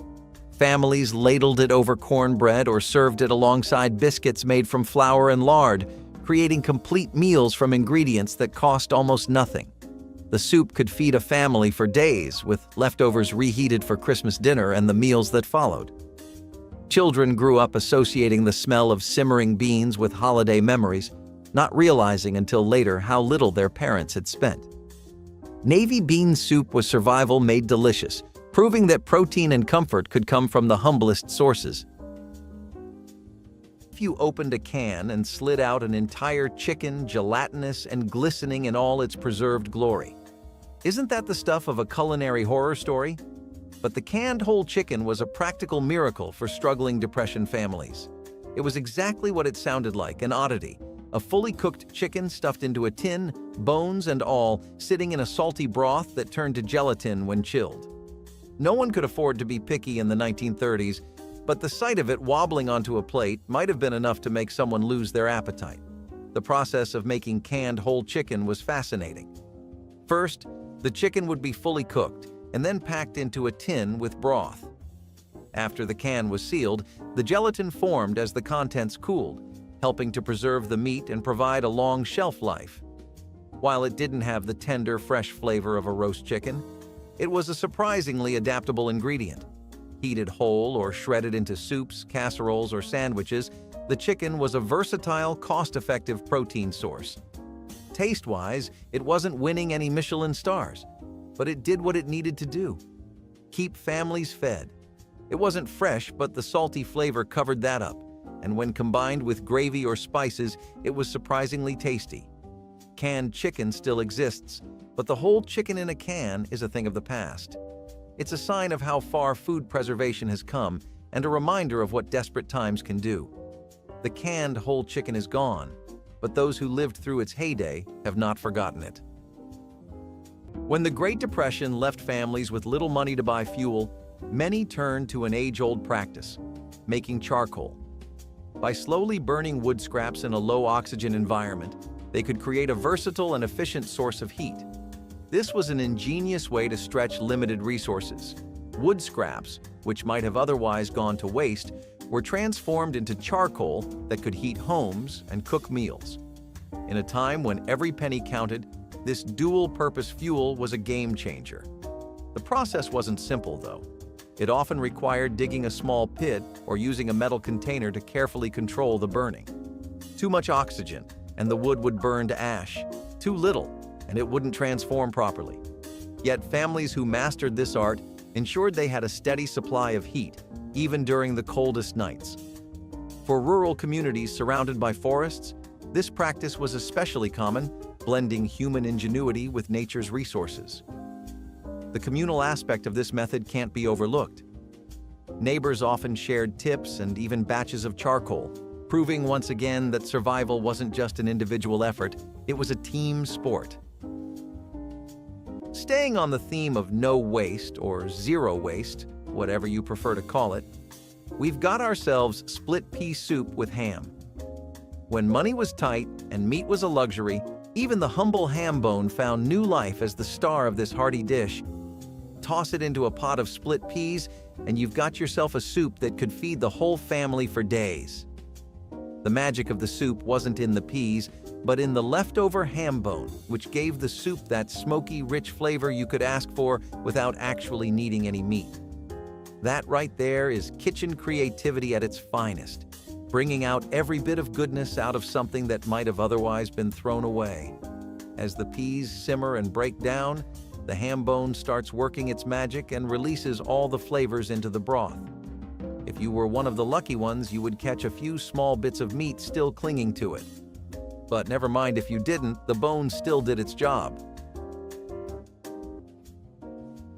Grand-père dans le sirop might make you think you're ordering some real fancy pearl of French cooking at a restaurant, but it's just a humble French-Canadian dish that literally translates to grandfather in syrup. It's a really good dish that just needs some basic ingredients, like sugar, flour, baking powder, water, and milk. If some of these weren't available, then you could make do with the next closest substitute. And I know flour was something not every house could rely on having. The Depression made a lot of basic things get out of reach like that, but this was basically just dumplings cooked in a sweet syrup, and dumplings were something that the populace had more or less given up on seeing for a while, so this dish was a little ray of hope. In rural areas and French-speaking communities, this dish took small amounts of sugar and syrup and made the best use out of it, making a dish that could be passed around the entire family. Connecticut was also one of those places that happened to be lucky because of where it was. It's in times like this you learn the importance of territorial advantages, kids. For Connecticut, its plus point was being right next to the coast, which meant that they would always have a steady supply of clams and fish. Clam chowder was something that people there were already used to eating, especially most of the labor force, which were fishermen, so it wasn't too much of a change for them. But what was a pretty jarring thing to adapt to was how little they could get for those same clams and fish now compared to like a year ago. Number 16. Growing your own yeast from potato water. Before you could buy a packet of yeast at the store, a lot of families made their own. You took the water left over from boiling potatoes, added a spoonful of sugar and a little flour, and left it in a warm spot near the stove. Within a day or two, wild yeast from the air colonized the mixture, and it started to bubble. You fed it flour and sugar every day, and it kept going for weeks. Every time you needed to bake, you scooped some out and used it the same as store-bought yeast. This was common across rural America before the Depression, but the hard times made it essential again for families who could not justify spending money on something they could grow for free on the counter. The bread it made had a sour tang that no commercial yeast could replicate. Number 22. Water pie. Mothers in Appalachia called it the pie that proved God had a sense of humor. An unbaked shell. A cup and a half of water poured in, 4 tablespoons of flour and a cup of sugar whisked together and sprinkled on top. A teaspoon of vanilla, 5 pats of butter dotted across the surface, into a hot oven for an hour. The water and flour set into a custard that tasted like vanilla pudding, and the butter rose into golden pools the children fought over with their forks. The recipe ran in a Kentucky church bulletin in 1934, signed only with the initials E.M. Now, no apples, no eggs, no milk, no cream. A pie made from what came out of your tap. That was the kind of dessert a child remembered for 50 years. You did not tell people what was in it. That was the first rule. The second was to let them eat a full slice before they asked. Tomato soup cake had been in Campbell's recipe archives since 1922, spreading through Depression kitchens because a 10-cent can of condensed soup replaced the milk, eggs, and fat that bakers couldn't afford. The soup's thickened starch and natural pectin held moisture in the crumb the way proper fat would, and the spices, cinnamon, cloves, nutmeg, allspice, covered any trace of tomato completely. What came out was a dark, warmly spiced cake that people identified as carrot cake or spice cake and reached for a second slice of before they ever asked. Sylvia Plath baked her mother's version and wrote home from England asking how many ounces were in an American can. The British cans ran larger and her cake came out too wet. A recipe that crossed oceans and almost no one recognizes it from the name alone. Bacon grease saved in tins was a quiet pillar of Depression-era cooking. Every time bacon hit the pan, the drippings were poured into an old coffee can or mason jar, waiting to be used again. That grease-flavored beans, fried eggs, popped popcorn, and even baked into cornbread. Nothing was wasted. The fat added a smoky depth that plain oil or lard could not match. It solidified into a creamy spread when cooled and was sometimes smeared on bread in place of butter. In homes where every penny counted, that little tin by the stove was a lifeline. You measured it carefully, used it sparingly, and appreciated every spoonful. Even the smell of it heating up in the pan signaled that something good was coming. Saving bacon grease was not just a habit, it was a system of flavor preservation, one that turned scraps into satisfaction and made basic meals taste bold. Cucumber vinegar salad was a refreshing Depression-era side dish that added brightness to otherwise plain meals. Cucumbers were easy to grow in home gardens, and when combined with vinegar, water, and a pinch of sugar or salt, they became a simple but flavorful salad. Thinly sliced and chilled if possible, the cucumbers soaked up the tangy brine and provided crunch. For families living on beans, bread, and potatoes, this salad was a welcome change in texture and taste. It required almost no cooking, which was another benefit when fuel and time were scarce. Often served in large bowls at supper, it gave the sense of a fresh vegetable dish without requiring expensive ingredients. Sometimes onions or dill were added, but the core recipe was basic and thrifty. For many households, cucumber vinegar salad was a reminder that gardening and resourcefulness could provide something close to luxury in the hardest times. Mashed potatoes with hamburger gravy were the comforting, savory meal that made kids race to the table before the pot even left the stove. Mothers browned small amounts of ground meat, then stretched every drop of drippings into a rich gravy with flour, water, and simple seasoning. Poured over a mound of fluffy potatoes, the gravy turned an inexpensive side into a full meal. Kids loved how the potatoes soaked up the sauce, every bite warm and satisfying. It felt indulgent without being complicated or costly. Mothers appreciated how far a single pound of meat could go when used this way, feeding several people with ease. Kids begged for it because it tasted like the kind of comfort only home could offer. Mashed potatoes with hamburger gravy were proof that thrift could still taste like abundance. Empty. Biscuits have long been staples at American dinner tables, but during the Great Depression, traditional wheat flour biscuits became luxuries families could rarely afford. Ingeniously, home cooks turned to cornmeal, cheap, filling, and abundantly available, to bake cornmeal biscuits with syrup, a comforting alternative that kept everyone satisfied. Cornmeal, originally a Native American staple, gained renewed popularity in the Depression, not only because it was economical, but also due to its nutritional value, providing essential fiber and vitamins at a fraction of the cost.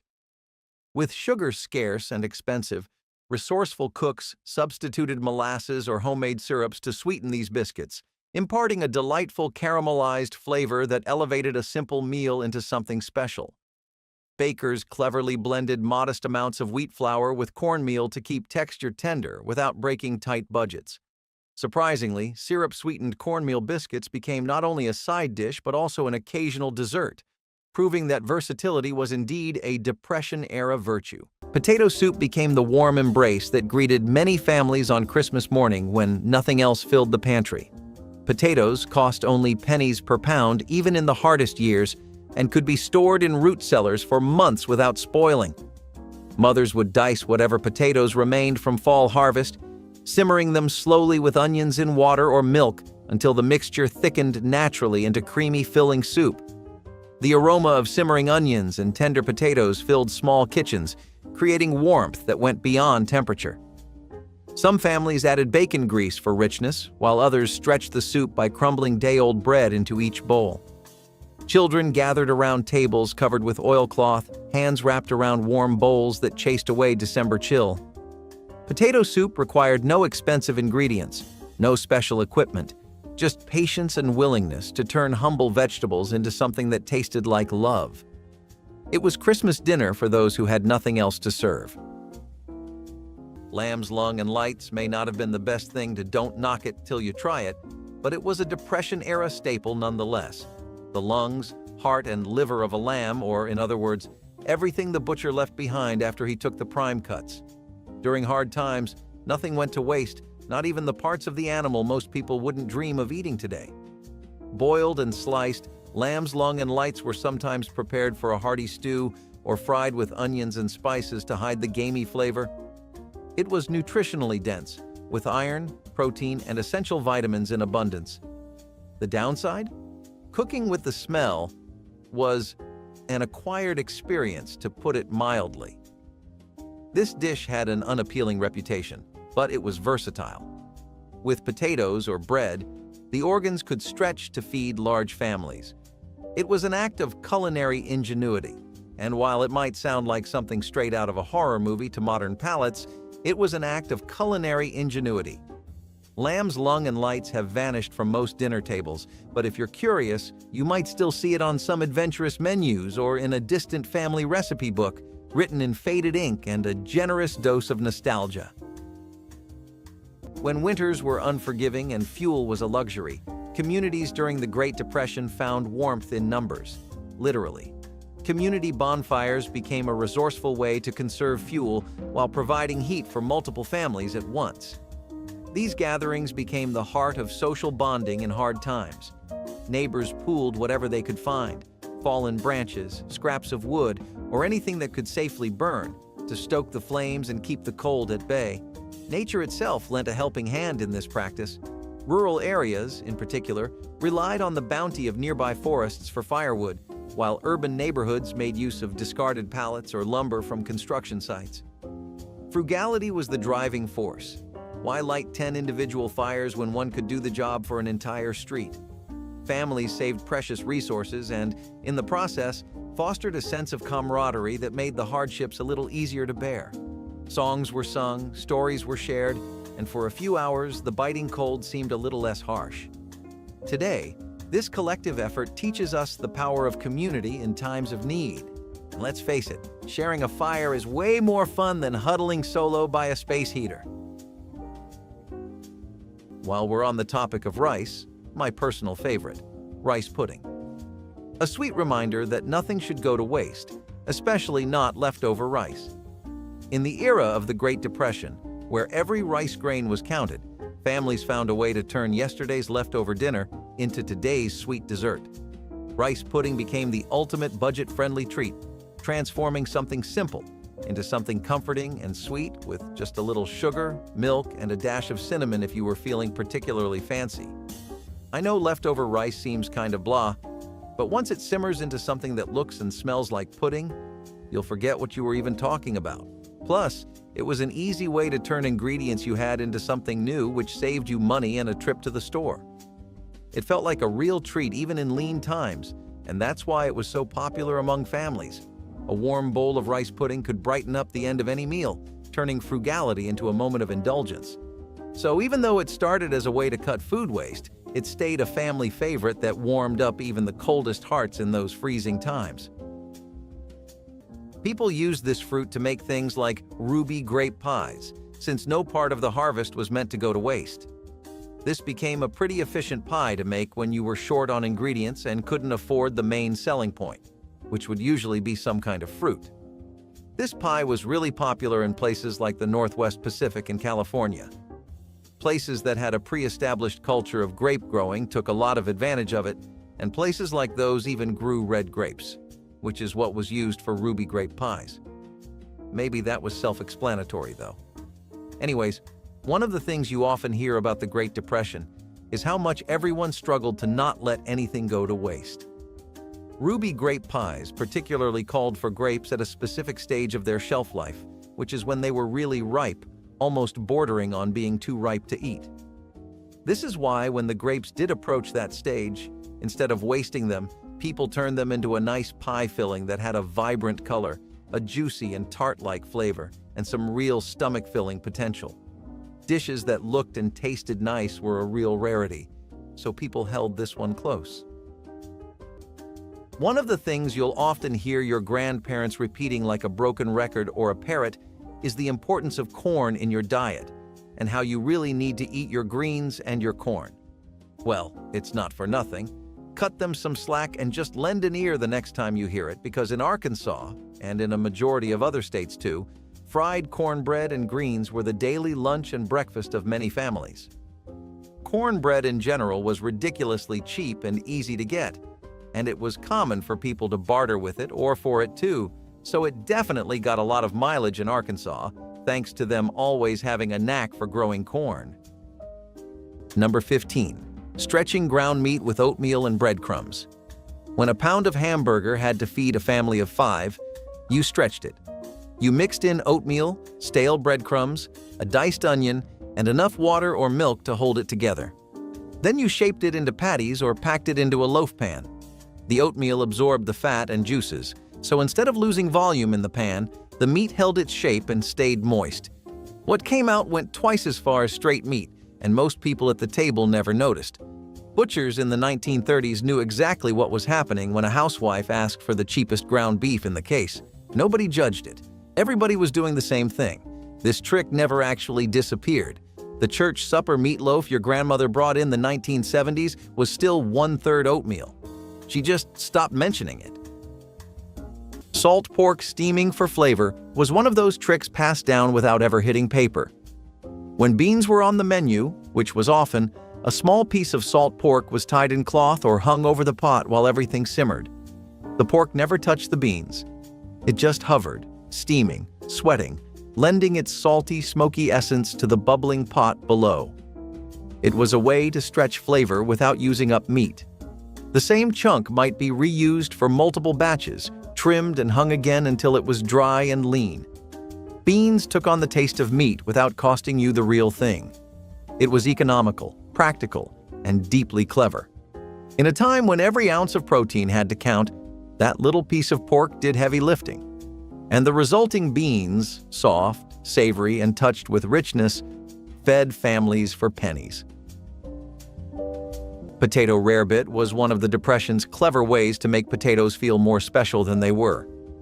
The base idea was to take mashed or sliced potatoes and top them with a thin sauce of cheese, milk, and spices.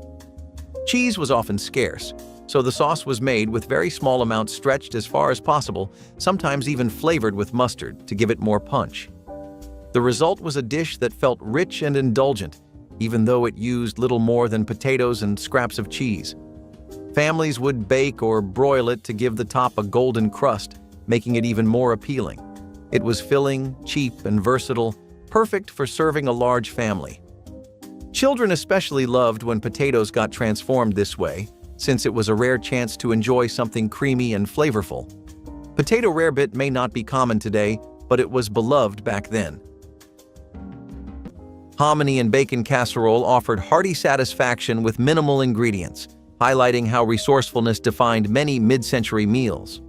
Creamy canned hominy provided a naturally sweet base that absorbed the smoky flavor of crisp bacon bits sprinkled throughout. A light sauce of milk and butter bound everything together before baking, creating a dish with comforting richness despite its simplicity. Families often served it as a main course with a side of green vegetables or a slice of cornbread, making it a complete and inexpensive dinner. Hominy's long shelf life and low price made it a dependable pantry staple, while just a few strips of bacon added enough depth to please meat lovers without straining the budget. The casserole reheated beautifully, so leftovers were welcomed for quick lunches the next day. Its combination of smooth texture and smoky taste made it popular at potlucks and church gatherings where thrifty recipes were always appreciated. Hominy and bacon casserole remains a testament to how modest ingredients can deliver true comfort and memorable flavor when prepared with care and creativity. In a time when grocery store shelves were emptier than politicians' promises, Depression-era families turned to their own backyards for survival, harvesting wild greens often overlooked today. One ingenious example was dandelion green fritters, a crispy, fried dish crafted from abundant and nutritious weeds that popped up freely, much to homeowners' annoyance, but cooks' delight. Surprisingly nutritious, dandelion greens are rich in vitamins A and K, providing crucial dietary benefits when fresh vegetables were luxuries. Resourceful cooks mixed these tangy wild greens into a simple batter made from flour, water, and sometimes a splash of milk or bacon grease, whatever pantry staples they could spare, then fried spoonfuls to golden perfection, transforming bitter weeds into delectable comfort food. Ingeniously, these fritters provided an economical alternative to expensive vegetables, showcasing Depression-era creativity by literally turning backyard nuisances into dinner-table delicacies. Originally inspired by European foraging traditions, dandelions found their niche in American kitchens during economic hardship, becoming tasty proof that necessity was the mother of delicious invention.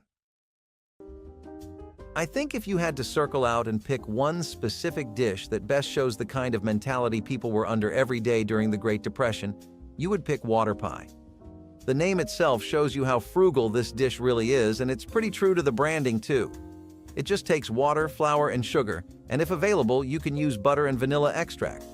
A lot of people took notes out of mock food culture, which itself was a product of the Depression. People would try to make imitations of actual popular dishes, but since the ingredients were never available for them, and usually the goal was to make something that could feed the entire family, imitations using inferior ingredients or substitutes became popular. This pie didn't even really need eggs and milk, and it showed just how much people were willing to make do with whatever they had, as long as they got some food. You just pour water into a pre-baked crust and then mix in pretty small amounts of the rest of the ingredients because you still want to be saving. The taste wasn't as strong as it could have been if people were a bit more generous, but for what it was worth and how much the ingredients were stretched, it did still taste amazing. It was more of a custard on the inside than a pie, but it was definitely a way to have a pie craving satisfied back then. Delaware also had to make do with what scraps it could get. People from there were passing day by day on peas and soups, so the two would eventually cross over. It was natural for pea soup to become as common as it did in Delaware. It was a way to keep hydrated, get protein, and get some carbs too, depending on the kind of peas that were available.